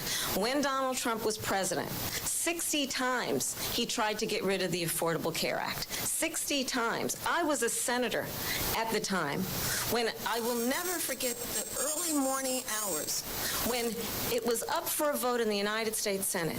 And the late, great John McCain, who you have disparaged as being, you don't like him, you said, at the time because he got caught. He was an American hero. The late, great John McCain, I will never forget that night, walked onto the Senate floor and said, no, you don't. No, you don't. No, you don't get rid of the Affordable Care Act. You have no plan. And what the Affordable Care Act has done is eliminate the ability of insurance companies to deny people with pre-existing conditions. I don't have to tell the people watching tonight, you remember what that was like? Remember when an insurance company could deny if a child had asthma, if someone was a breast cancer survivor, if a grandparent had diabetes? And thankfully, as I've been vice president and we over the last 4 years have strengthened the Affordable Care Act, we have allowed for the first time Medicare to negotiate drug prices on behalf of you, the American people. Donald Trump said he was going to allow Medicare to negotiate drug prices. He never did. We did. And now we have capped the cost of insulin at $35 a month. Since I've been vice president, we have capped the cost of prescription medication for seniors at $2,000 a year. And when I am president, we will do that for all people, understanding that the value I bring to this is that access to health care should be a right and not just a privilege of those who can afford it. And the plan has to be to strengthen the Affordable Care Act, not get rid of it. Vice President Harris, thank you. In terms of where Donald Trump stands on that. I want to move to an issue that's important for a lot of... You made a mistake. Number one, John McCain fought Obamacare for 10 years. But it wasn't only him. It were all of the Democrats that kept it going. And you know what? We can do much better than Obamacare, much less money. But she won't improve private insurance for people, private medical insurance. That's another thing she doesn't want to get. President People Trump. are paying privately for insurance that have worked hard and made money, and they want to have private. She wants everybody to be on government insurance where you wait 6 months for an operation that you need immediately. President Trump, thank you. We have another issue that we'd like to get to that's important for a number of Americans, in particular younger voters, and that's climate change. President Trump, with regard to the environment, you say that we have to have clean air and clean water. Vice President Harris, you call climate change an existential threat. The question to you both tonight is, what would you do to fight climate change? And Vice President Harris, we'll start with you. 1 minute for you each. Well, the former president had said that climate change is a hoax. And what we know is that it is very real. You ask anyone who lives in a state who has experienced these extreme weather occurrences, who now is either being denied home insurance or it's being jacked up. You ask anybody who has been the victim of what that means in terms of losing their home, having nowhere to go. We know that we can actually deal with this issue. The young people of America care deeply about this issue. And I am proud that as Vice President over the last 4 years, we have invested $1 trillion in a clean energy economy, while we have also increased domestic gas production to historic levels. We have created over 800,000 new manufacturing jobs while I have been Vice President. We have invested in clean energy to the point that we are opening up factories around the world. Donald Trump said he was going to create manufacturing jobs. He lost manufacturing jobs.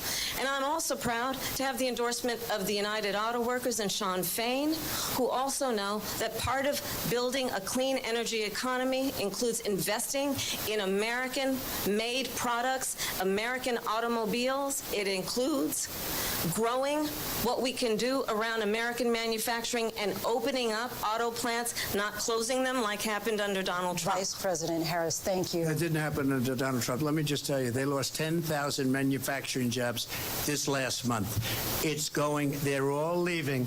They're building big auto plants in Mexico, in many cases owned by China. They're building these massive plants, and they think they're going to sell their cars into the United States because of these people.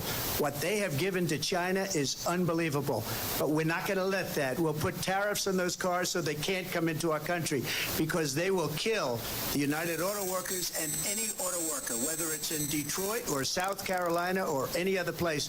What they've done to business and manufacturing in this country is horrible. We have nothing because they refuse. You know, Biden doesn't go after people because supposedly China paid him millions of dollars. He's afraid to do it. Between him and his son, they get all this money from Ukraine. They get all this money from all of these different countries. And then you wonder, why is he so loyal to this one, that one, Ukraine, China? Why is he? Why did he get $3.5 million from the mayor of Moscow's wife? Why did she pay him $3.5 million? This is a crooked administration, and they're selling our country down the tubes. President Trump, thank you. Thank you. We'll be right back with closing statements from both of our candidates. An historic night, this ABC News presidential debate from Philadelphia. Back in a moment.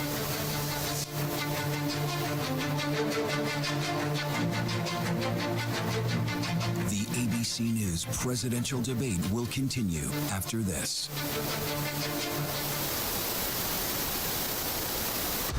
Baywatch is a fantasy. Baywatch was sexy. Baywatch was the #1 show in the world. When you hear that theme song, I had no idea how much fun I was going to have. It was addicting. People were just eating that stuff alive. it was a wild time, and I was a wild chick. Jason Momoa exploded. Carmen was a bombshell. Anderson was an icon. Pamela was the sweet girl from Canada who came to get the American dream.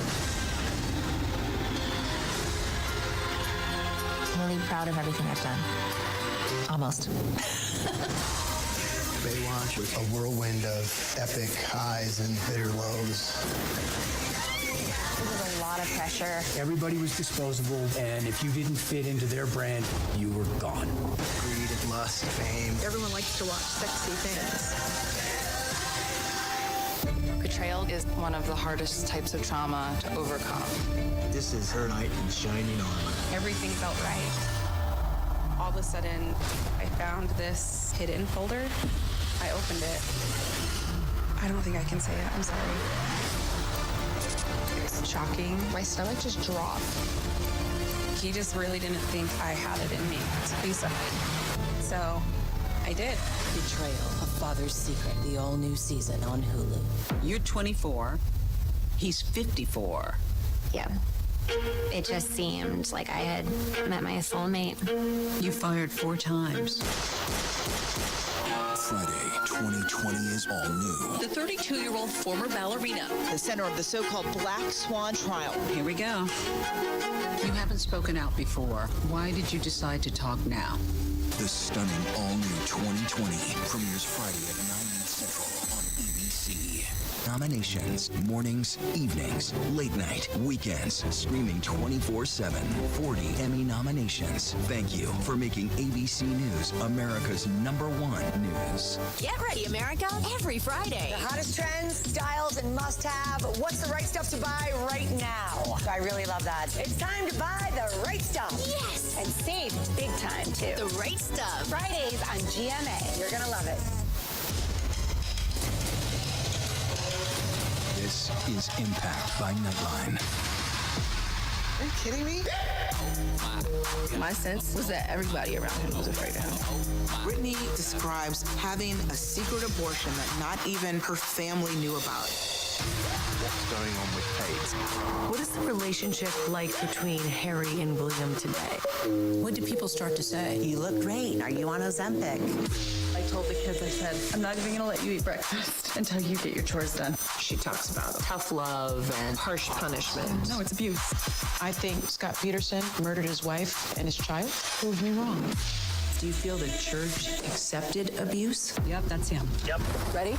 Does your church protect sexual predators? How do you top the most watched season yet? Fabulous. It's a bit erratic, a bit exotic. You have no idea. Impact by Nightline. The all-new season premieres this September, only on Hulu. If you were coming of age in the 1980s, the Brat Pack was near the center of your cultural awareness. But for those of us experiencing it from the inside, the Brat Pack was something very different. If you could have the Brat Pack name not exist, would you? I hated the Brat Pack. What a disaster. Why did we take it as an offense? Andrew? I'm not going to say we were the Beatles or anything. Well, we didn't fill Shea Stadium. 1985? I think we could have. Let's go. We are heading into the unknown. Oh my gosh. We just saw what no one has seen before. It doesn't get any more cutting edge than this.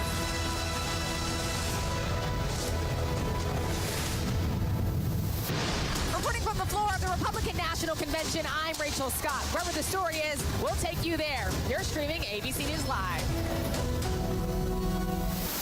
Live from the National Constitution Center in Philadelphia, Pennsylvania. Here again, David Muir and Lindsay Davis.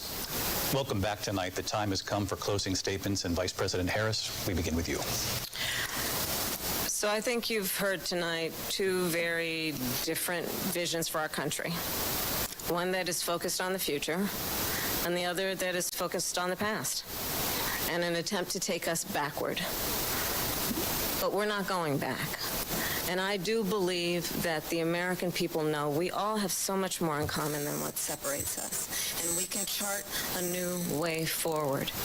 And a vision of that includes having a plan, understanding the aspirations, the dreams, the hopes, the ambition of the American people, which is why I intend to create an opportunity economy, investing in small businesses, in new families, in what we can do around protecting seniors, what we can do that is about giving hardworking folks a break and bringing down the cost of living.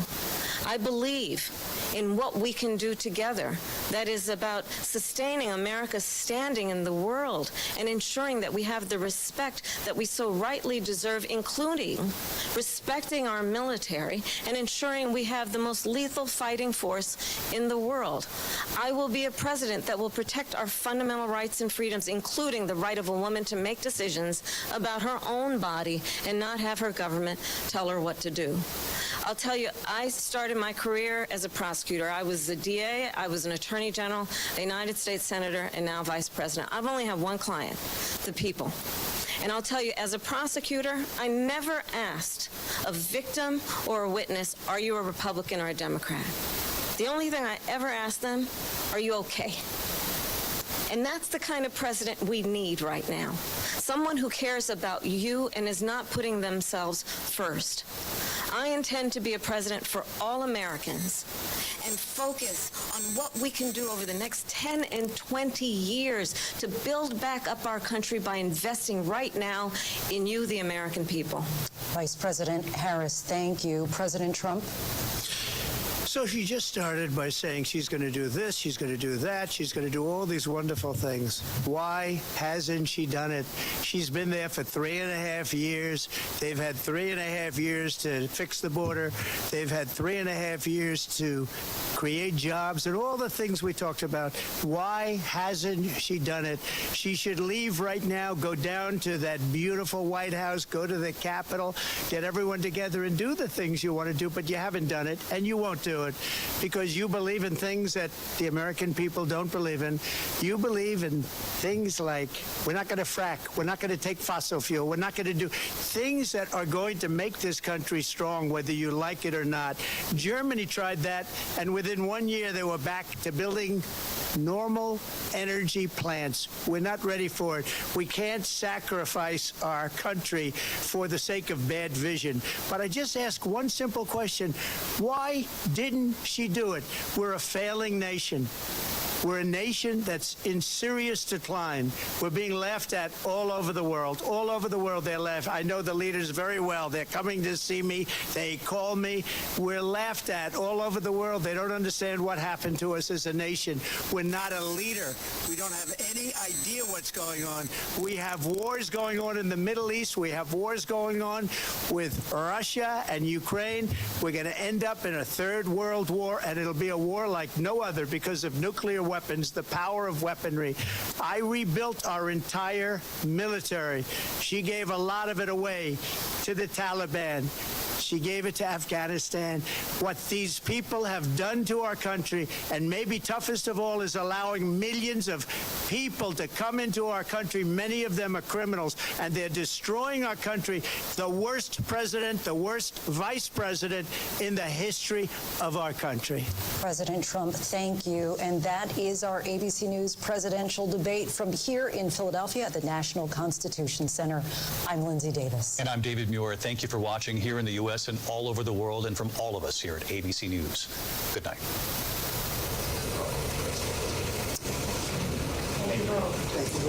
And we are here live on ABC with our post-debate comments. I'm Martha Raddatz. It was a lively debate from the economy to abortion to Afghanistan. They had it all, and it was historic, John Carl, fiery. Wow.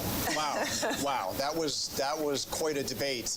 And I'm Jonathan Carl here with, of course, Mary Bruce and Rachel Scott. Our reporters across the news division have been updating our live blog, looking at some of the allegations made back and forth, doing fact checks. You can find all of that on abcnews.com. But I would like to replay the moment at the very start of this debate because it was quite a moment. The handshake. And if you look, It's a good debate. Thank you. I mean, quite a moment, first of all, because we hadn't seen a handshake. We hadn't seen a handshake in a long time. She initiated that one. And yeah, she did. Not only did she initiate it, she walked over to him and sought him out, put the hands out, and also made the first words. And probably had a plan if he hadn't put his hand out either. Interesting. So Martha, bottom line, what did you think? I think clearly what Kamala Harris wanted to do was be the candidate of hope, the candidate of the future. Donald Trump seemed angry within 4 minutes. I think we saw him going from very serious at the beginning, never really seemed to look at her, to just angry. I mean, really yelling at some points, trying to make his points. I don't think we heard a lot of policy and plans on either side of that, despite those questions. wins over and over again. But what you had was that optic. You had Kamala Harris looking over, baiting him again and again and again. The microphones were muted when they weren't speaking, but many times she didn't need a microphone. You watched Donald Trump get mad and scowl through things. And, you know, John, we were all talking leading up to this about how this would go, what Donald Trump you would see. I think he had a plan for talking about what he saw as a next term, but then he was talking about rumors about people eating their neighbors' pets. So it really devolved into that. I mean, look, Kamala Harris didn't really explain some of the big questions that were out there about why she changed her policy views on so many things. Part of the reason is Donald Trump really was not effective in bringing the debate to her. I agree with you. I think that he looked not just angry, but also rattled. And in contrast, Harris, who, again, much of the world doesn't know, Harris looked like she belonged on the stage, looked like she is somebody that could serve as president.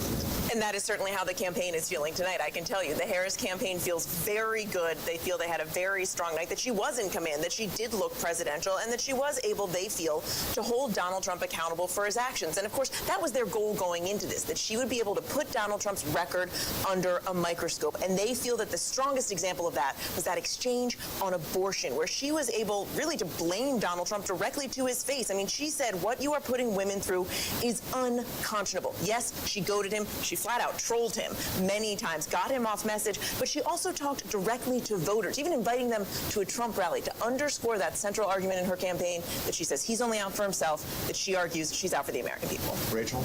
Yeah, well, look, the Trump campaign is going to be seizing on the fact that Vice President Kamala Harris did not do a great job today really explaining her policy shifts, right? And that is what they have been seizing on. They're really trying to define her for voters when voters have a lot of questions about her policy positions.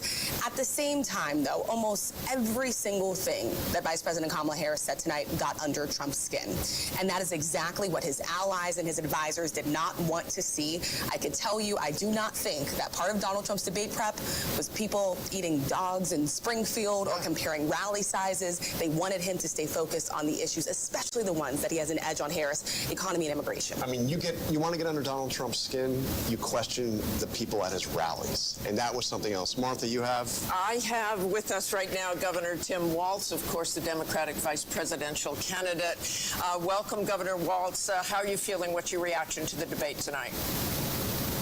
Martha, I'm feeling great because what I knew, and I think so many knew, and now many Americans know, is you saw a president for all America in Kamala Harris. You saw the confidence, you saw the vision, you saw the poise, and you saw the compassion for people, understanding she spoke about an economy that moves us forward, moves all of us forward, lets everybody be a part of it. And she continued to lay that out, whether it's reproductive freedom or how we start small businesses or making home ownership easier. And on the other side, you saw a nearly 80-year-old Donald Trump, angry, unhinged, and as you've been discussing, talking about things that are deeply concerning because they make no impact on the American public. He shouldn't be anywhere near the White House. And I have to tell you, if it weren't so dangerous, it reminds you of an old man yelling at the clouds. That was his thing. Get off my yard. That's what he did. Contrast that with the voice of Harris laying out the question for everything that matters. And so I think country can see what happened tonight.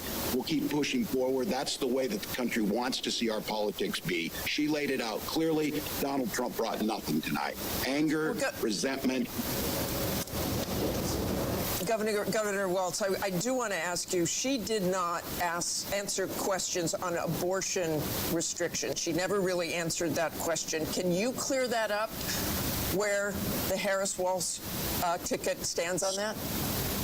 Certainly, and you couldn't get any different than this. The reinstitution of Roe versus Wade, what was the law of the land for 52 years, you saw this in there. And him pushing back to the states, she's exactly right. It's people like Amanda in Texas, which everybody saw on the stage in Chicago, nearly bleeding out, having sepsis twice because she can't get the care. She's been absolutely clear on this. Everything Donald Trump said, that is untrue. The clarity of this is Roe. When you have Roe, you have the protections in place where women make their own decisions with their health care providers, not Donald Trump.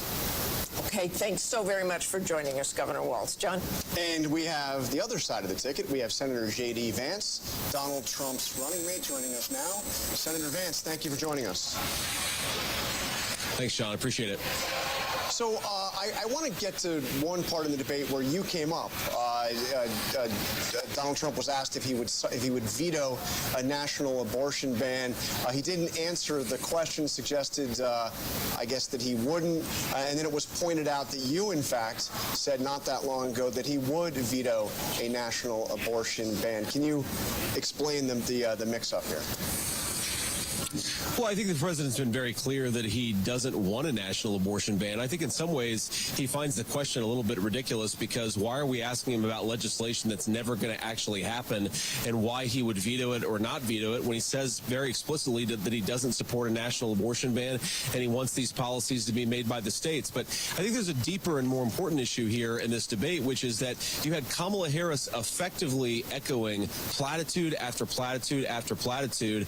The American people can't pay their grocery bills on platitudes. They can't put their kids in a house on platitudes. And Kamala Harris had a lot to say, but very little actual substance behind it for how she's going to lower grocery prices, secure the border, and make housing more affordable in this country. She's been the vice president for 3.5 years. She can't run on a record, and she apparently can't run on much of her plans either because it's just a lot of slogans and not a whole lot of substance.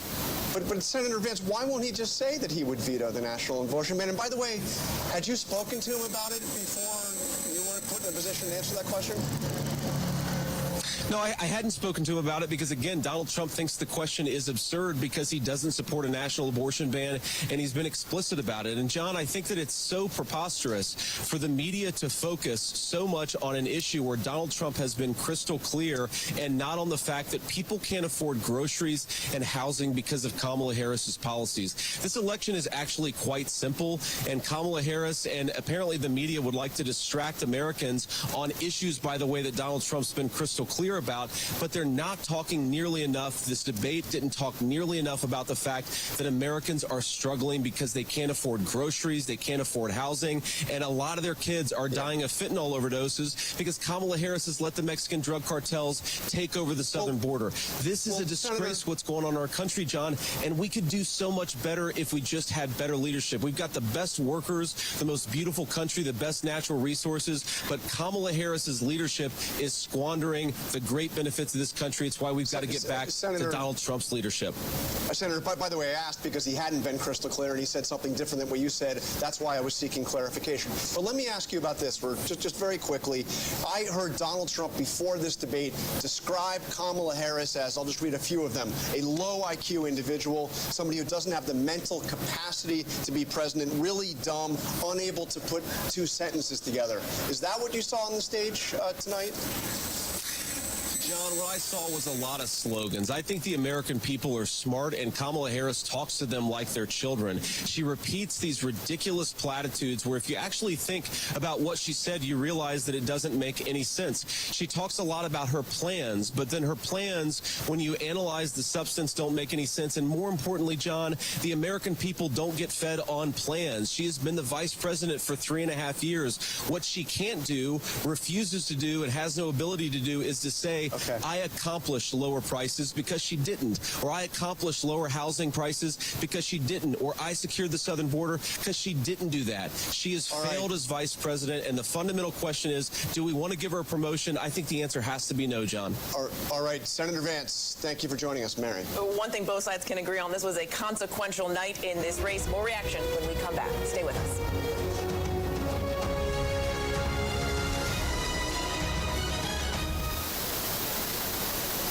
You're 24.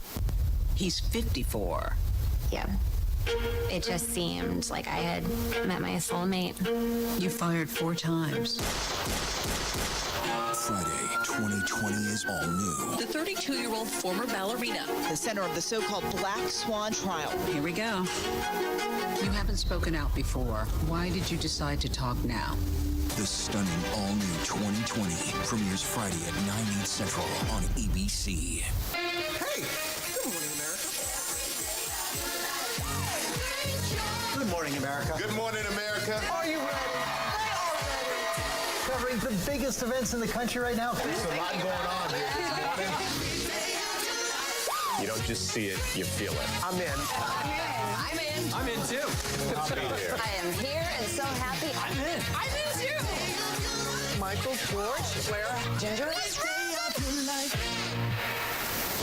Baywatch is a fantasy. When you hear that theme song, it was a wild time, and I was a wild chick. Jason Momoa exploded. Carmen was a bombshell. Pamela Anderson was an icon. I'm really proud of everything I've done. Almost. Baywatch was a whirlwind of epic highs and bitter lows. Everyone likes to watch sexy things. Let's go. The ship is incredible. It feels like living in a science fiction movie. We just saw what no one has seen before. Wow, look at that. Oh my gosh. Well, dead ahead. We are heading into the unknown. Hammer, hammer, hammer. It doesn't get any more cutting edge than this.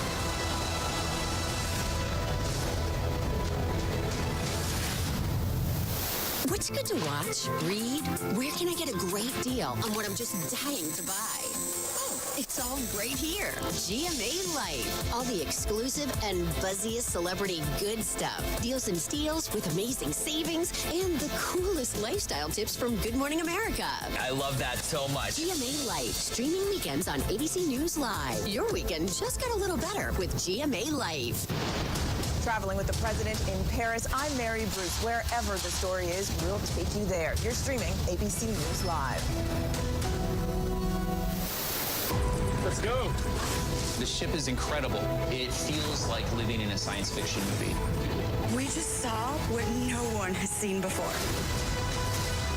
Wow, look at that. Oh my gosh. We are heading into the unknown.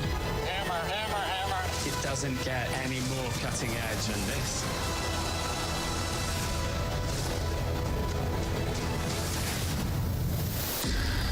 It was a regular day for 19-year-old Melissa Witt. Something terrible had happened to her. We had several suspects. All these kinds of leads. A known serial killer in your area. Could he be involved? We're actually finding key evidence that could have slipped through the cracks. Her last hours on this earth were horrific. This beautiful young girl. Police will find out what happened. At Wit's End, the hunt for a killer, only on Hulu.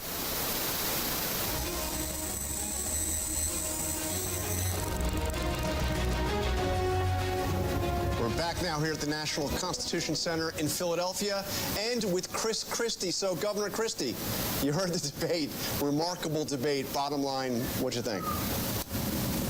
She was exquisitely well prepared. She laid traps, and he chased every rabbit down every hole instead of talking about the things that he should have been talking about. This is the difference between someone who's well prepared and someone who's unprepared. Whoever did debate prep for Donald Trump should be fired. He was not good tonight at all. And what Harris did was what she had to do, which was to prove that she belonged on that stage. She has a voice that wants to try to unite the country. And Donald Trump spent more time talking about people eating pets, people at his rallies, and whether he had more or less than he did about the economy. And that is a huge fail tonight. I think what we're going to see is that Kamala Harris is now being seen by a lot of voters as a potential president. That's what she needed to accomplish tonight. Trump better get to work or he's going to lose this election. Characteristically blunt assessment from Governor Chris Christie. Thank you, Governor. Mary? All right, let's go to former DNC Chair Donna Brazile. So, Donna, you have certainly studied many a debate in your career. How does this one compare?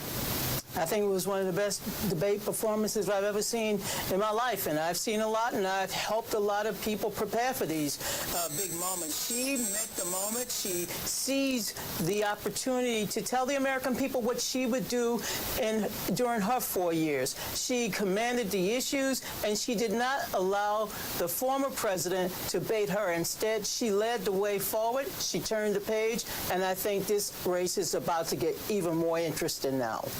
We will see if it moves the needle, Donna. Thank you.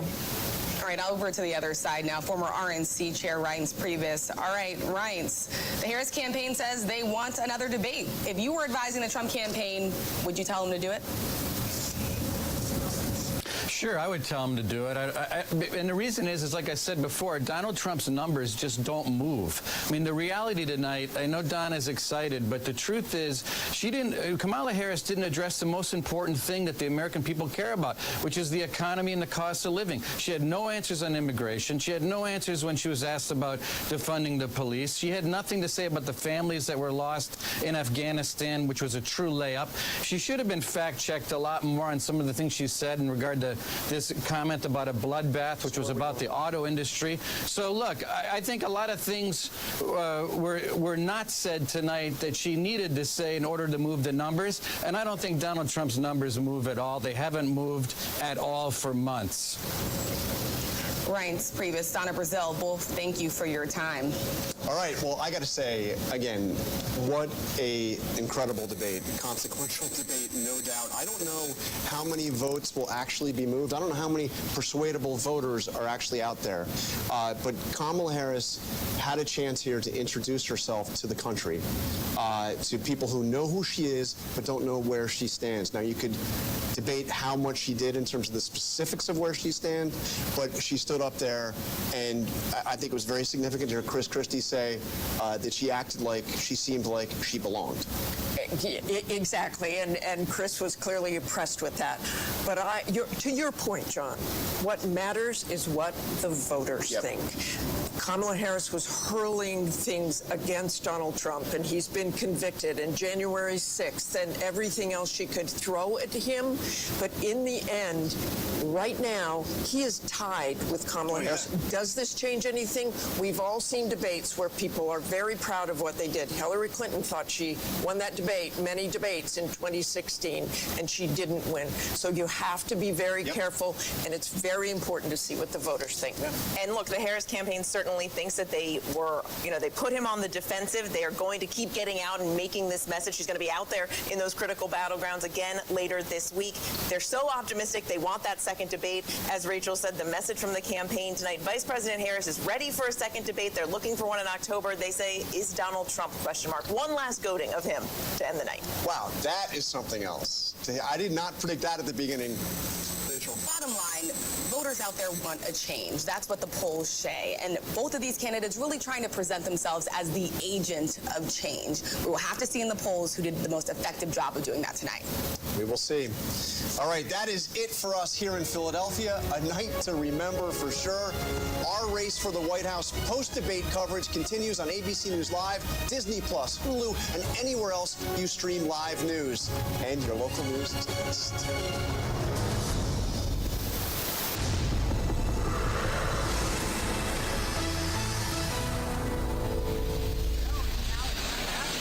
And thank you so much for joining us on this special edition of ABC News Live, the race for the White House. I'm Wade Johnson.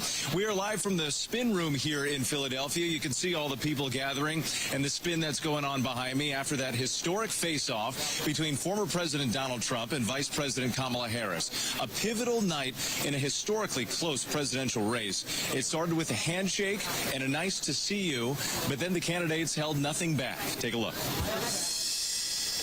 She was big on defund the police. In Minnesota, she went out. Wait a minute, I'm talking now. If you don't mind, please. Does that sound familiar?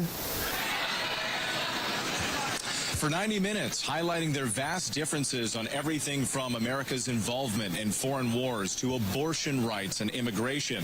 The former president promising to strengthen the economy, while Harris offered a vision for a less divided country. We see in each other a friend. We see in each other a neighbor. We don't want a leader who is constantly trying to have Americans point their fingers at each other. And I'm going to build it again. It's going to be bigger, better, and stronger.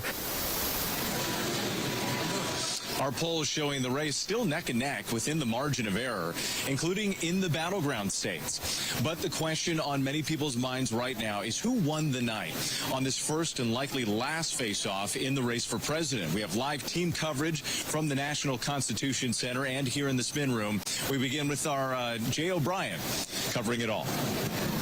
Kamala Harris. Tonight, the historic face-off. Vice President Kamala Harris and former President Donald Trump going head-to-head in their first and what will likely be their only debate before Election Day. If she becomes president, this country doesn't have a chance of success. She has no policy. Everything that she believed 3 years ago and 4 years ago is out the window. I'm going to actually do something really unusual, and I'm going to invite you to attend one of Donald Trump's rallies. What you will also notice is that people start leaving his rallies early out of exhaustion and boredom. And I will tell you, the one thing you will not hear him talk about is you. Trump lashing out. It's just been so bad. It's so ridiculous.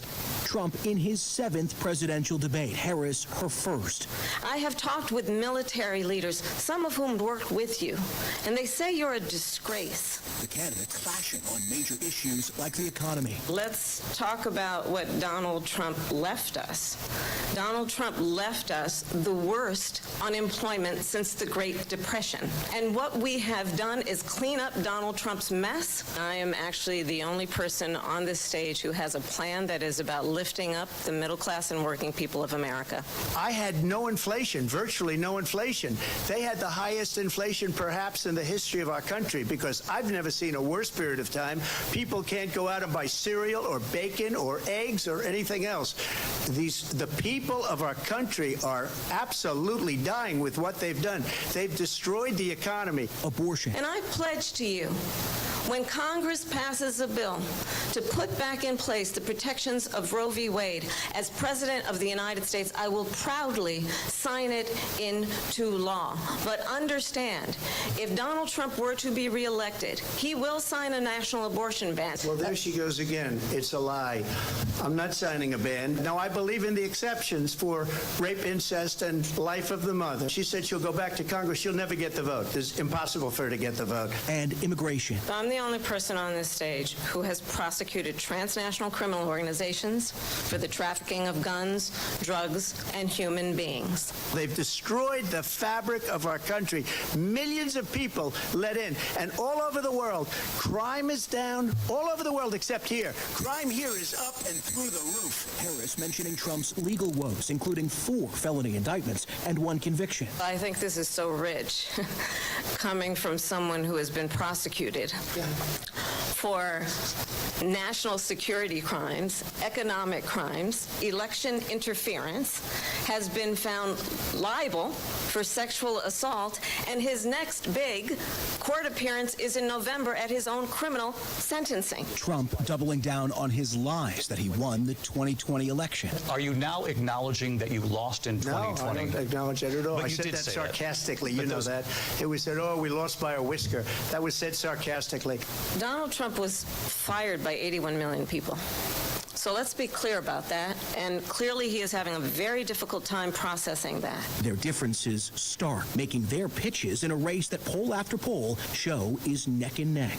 The President of the United States is commander-in-chief, and the American people have a right to rely on a president who understands the significance of America's role and responsibility in terms of ensuring that there is stability and ensuring we stand up for our principles and not sell them for the benefit of personal flattery. I probably took a bullet to the head because of the things that they say about me.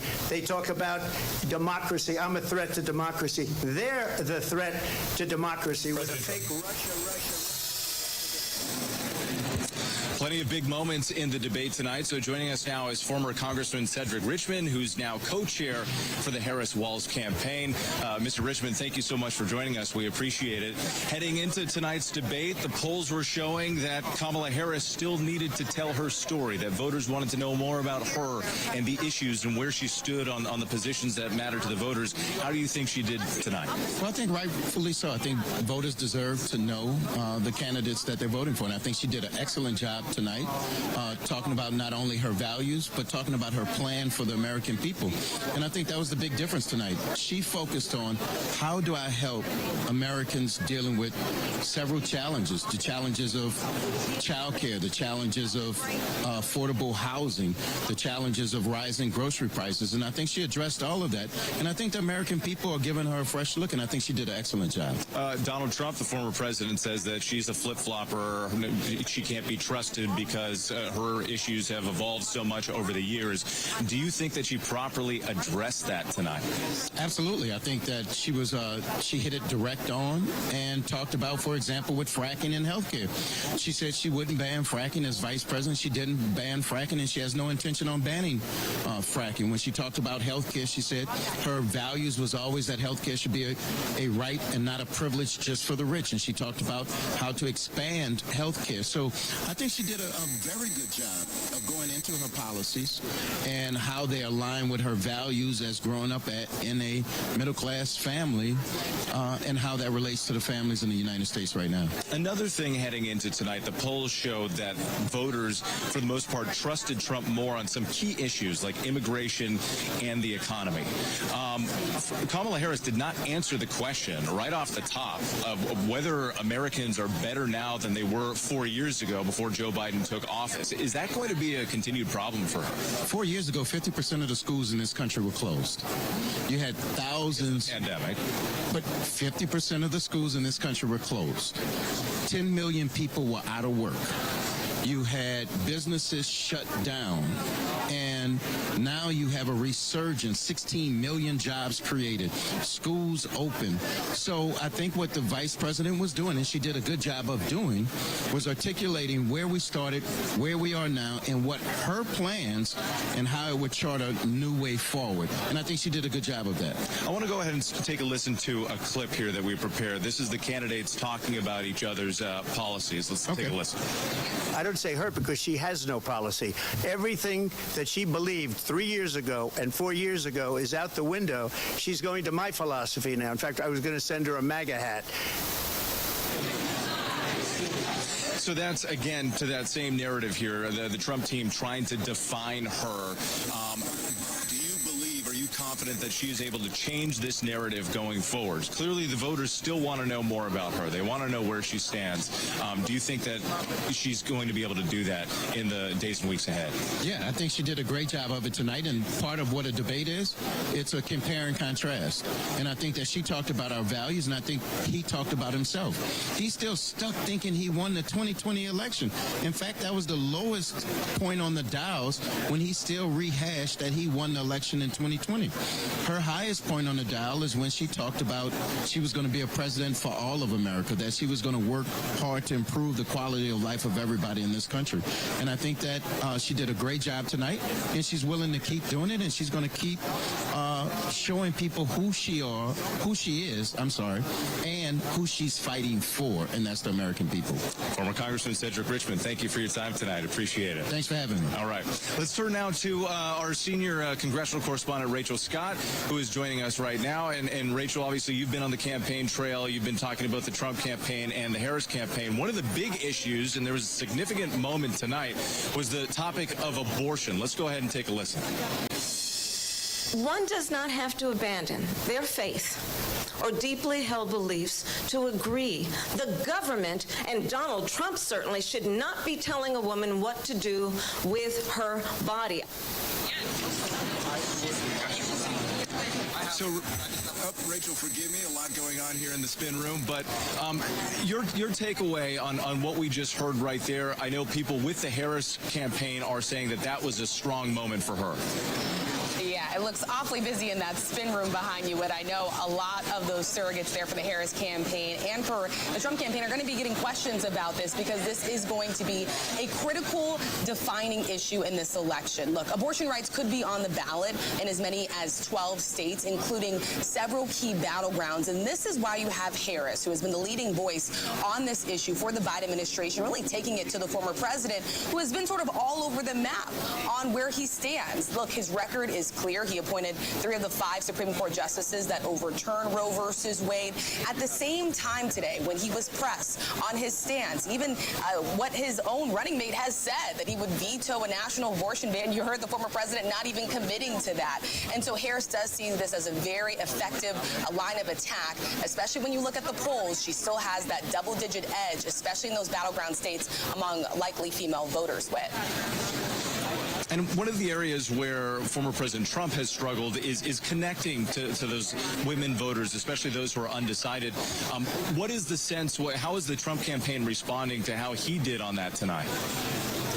Well, the former president's campaign insists that Harris essentially didn't necessarily go into a lot of detail about her policy positions. They continue to insist that they're doing very well among likely female voters, but they also know, Whit, that this is an area that the former president has to do some work on ahead of November, and it's a reason why you're seeing the former president really turn his focus, as he tried to say in the debate tonight, toward things like IVF, and him saying that he wants the government to provide free IVF to women in this country. It's a reason why he's trying to turn the page and focus more on women's issues, because he knows that he's behind in the polls compared to Vice President Kamala Harris. Now, whether or not he did an effective job at laying that all out tonight, I think that remains to be seen. I still think that tonight the former president drifted into a lot of areas that his advisors and allies just did not want him to go into. They wanted him to stay on message. They didn't want this whole back and forth over rallies and crowd size or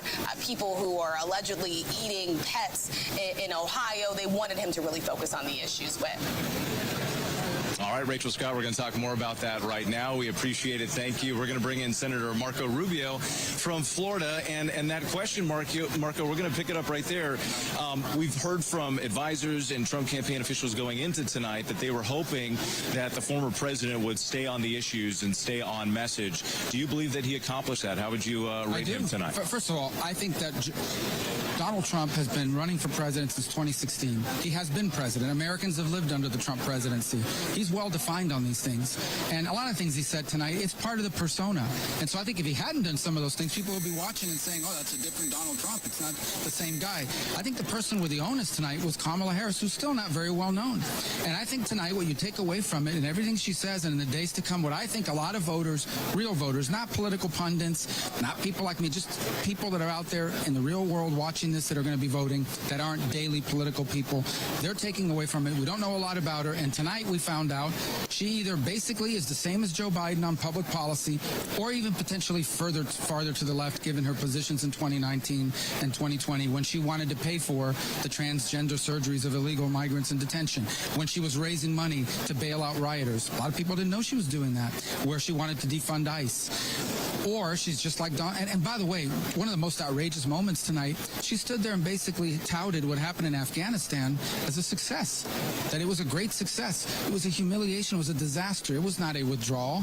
It was a retreat, and a costly retreat. It cost 13 American lives, cost our national prestige. She tried to put it back on the Trump campaign in the sense that these were dates that were previously established and negotiated by the Trump administration. Well, that's what she said. That's a lie, because there was no dates that said the Taliban runs you out. What happened there basically was the Taliban forced the Afghan government that she was bragging about. It just collapsed. They just abandoned their posts. They ran us out of the country. They gave us 72 hours to get out, and we had to leave behind $90 billion worth of equipment that they were just parading around the other day. That was not a part of any Trump plan. That most certainly was not part. That was a result of the collapse of that government due to the malpractice of the State Department and the Department of Defense. Not a single person's been fired for it. Everybody sees it for the humiliation that it was, even Democrats. And she's bragging about it as a great success. But there's a lot more to unpack here. Tonight, for the first time, that 25% of Americans that say they wanted to learn more about her, they're beginning to learn that, in fact, she was not born on July 24th of this year. She was vice president. She's been there when 50% increases happened in our groceries bill. She's been in the White House when over 10 million people have entered this country unlawfully over the last 3.5 years. Can I ask you about immigration? Yeah. Obviously, this is something that you've spoken about, and so has the former president. Polls show that Americans, voters, at least right now, trust former President Trump more on the issue of abortion. But does it help his case when he comes out? Immigration. On immigration, forgive me. On immigration, but does it help his case when he comes out and talks about things like, migrants kidnapping and eating pets in Ohio? Does that help his case? People, listen, I don't know if that's true or not. not true. And what he said tonight was that there are people out there putting that on social media. Government officials have told us that. The city manager said they had no reports of it, but there are actual people, real people who are claiming this, and that it's happening in Springfield, Ohio. That's had like an influx of 15 or 20 million migrants brought here under this parole program, and that's claims that people are making, and that's what he's pointing to. But irrespective of that, beyond it, the people, I was just in Ohio last week, and people were talking about Springfield, and what they were saying is it has been a real burden on, I mean, that same city manager, I believe, was the one that came out and said, we have a housing crisis because they flooded our community with people that were brought in under the Biden parole program. The Biden immigration program has been a complete and absolute disaster. It has led to 9 or 10 million people coming into this country unlawfully, including people they claim they vetted that turn out to be members of a very violent Venezuelan gang that is now terrorizing New York City, Chicago, parts of Florida, and Aurora, Colorado, as was pointed out tonight. She has to answer for that. She's been there when all this was happening. Why didn't they do anything about it? I was disappointed, frankly, that she was not pressed more on that, on the record of the last 3.5 years. She has not been some bystander. She has been in the White House, the second most powerful figure in this administration, when all these terrible things have happened to our country. She should have been forced to answer more for that. That said, I think that tonight those issues, the President Trump effectively raised those issues in the minds of a lot of undecided voters who I think are going to begin to take that into account as they fill in the blanks of who she is. What about the issue of election integrity? Trump, again, tonight would not acknowledge the results of the 2020 election. He also, when asked multiple times if he had any regrets about January 6th, didn't answer that question. Is that going to be a problem for him? Well, I think what he said about January 6th was that he's not responsible for what happened that evening. You don't think he bears any responsibility for that? I believe in individual agency. I think there were a lot of people that went to Washington to protest, and there were a handful of crazies that went in to do something they shouldn't have done. And among those, there were people that were violent and people that committed crimes, and the ones who committed violent crimes, those people should serve their sentences if you committed an act of violence. But I don't think that they did it. Donald Trump didn't tell him to go do it, and that's what he has said. I do think, on the other hand, we have to ask Democrats, what about these people that were out there excusing the rioters that were burning down American cities, some of whom weren't even prosecuted? Do you have confidence that this is going to be a free and fair election, and that there will be a... Yeah, listen, free and fair elections is one thing, but people have to have confidence in the process. For example, in the state of Georgia, they entered into a consent decree. They ignored their own laws because they entered into a consent decree and allowed a court to change their laws and how you're allowed to vote and when and what method and so forth. And when you do that in multiple places, including here in the Commonwealth, that undermines people's confidence, especially in a close election. That's why election laws are so important. That's why they need to be followed. It's not just about getting the count right. It's about conducting an election in a way that gives everybody confidence that nothing happened that shouldn't have happened. And that didn't happen in 2020 because COVID caused a lot of states to try to create flexibility that didn't exist in statute. But the investigations never found any examples of widespread fraud. But it's almost impossible to find widespread fraud. But that's not the claim I've ever made. The claim is that they have not followed their own laws. And when you don't follow your own laws of election, you open the door to fraud. But more importantly, you open the door to a lack of confidence in your electoral process. When you say these are the rules and then you violate those rules, you are undermining people's confidence in the election, especially when one side comes up short by a very narrow margin. That's why election laws are so important, to protect people's confidence in the elections. That's why they're so important, and they weren't followed in 2020 in multiple jurisdictions. All right, Senator Rubio, thank you for Thank you. that. We appreciate it. Let's go ahead and head over to our chief White House correspondent, Mary Bruce, who's been talking to both campaigns. Mary, your thoughts on what we've been hearing so far from the Harris campaign? Well, look, they certainly are absolutely thrilled with how this night turned out. They think that Kamala Harris was out there looking presidential, that she was in command, and that they feel she did, shine a spotlight on Donald Trump's record, that she was able to articulate her positions and pivot and get under Trump's skin. And look, there's no question she did successfully goad him in many instances, and they feel that she was really successful at that she threw Donald Trump off message. And it does appear, is that Donald Trump there going into the spin room, perhaps, making an entrance there as well? Whit, I know you'll keep an eye on that. Let me know if you need to turn there. But, one of the things that's so interesting is looking ahead now. Where does the Kamala Harris team go? Because so much of this comes down to whether, they can spin this how they want. Trump's team can spin this how he wants. But what it comes down to are those key independent voters. Harris is going to be out there in those key battleground states in the coming days. And they feel this was so successful. They are now asking for a second debate in October, challenging Trump to see if he will accept that debate. Maybe you can shout that question to him there, Whit.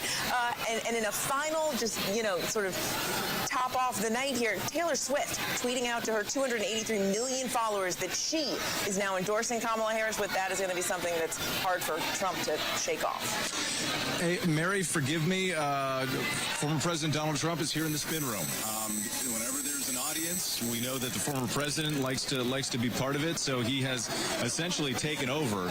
And there is a scramble here on the spin room floor. Let's go to Jay O'Brien. I think you're right there in the middle of it. Jay, what's going on?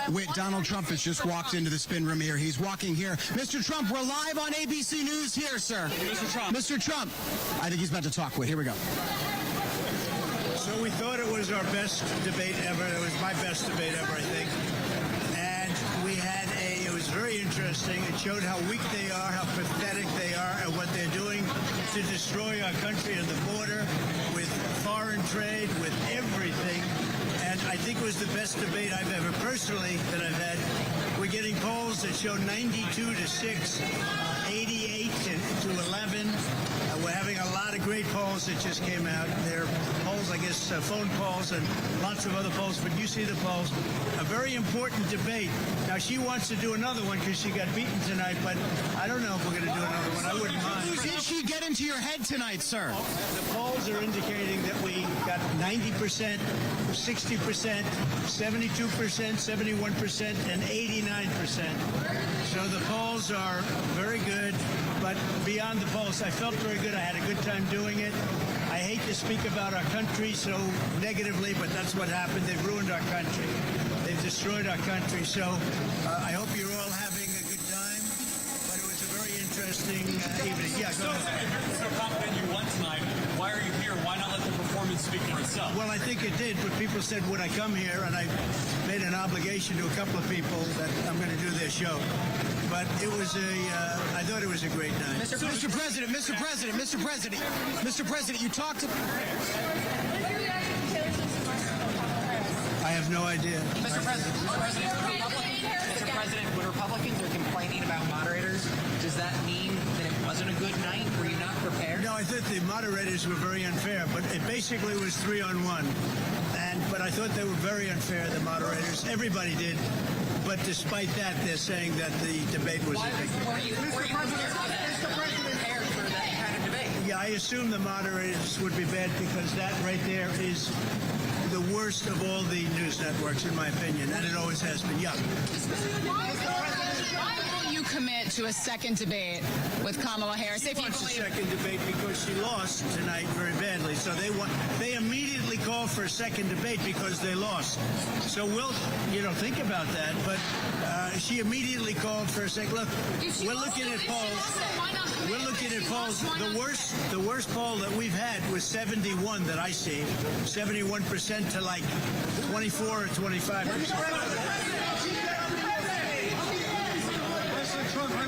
We'll look at it. All right, Whit.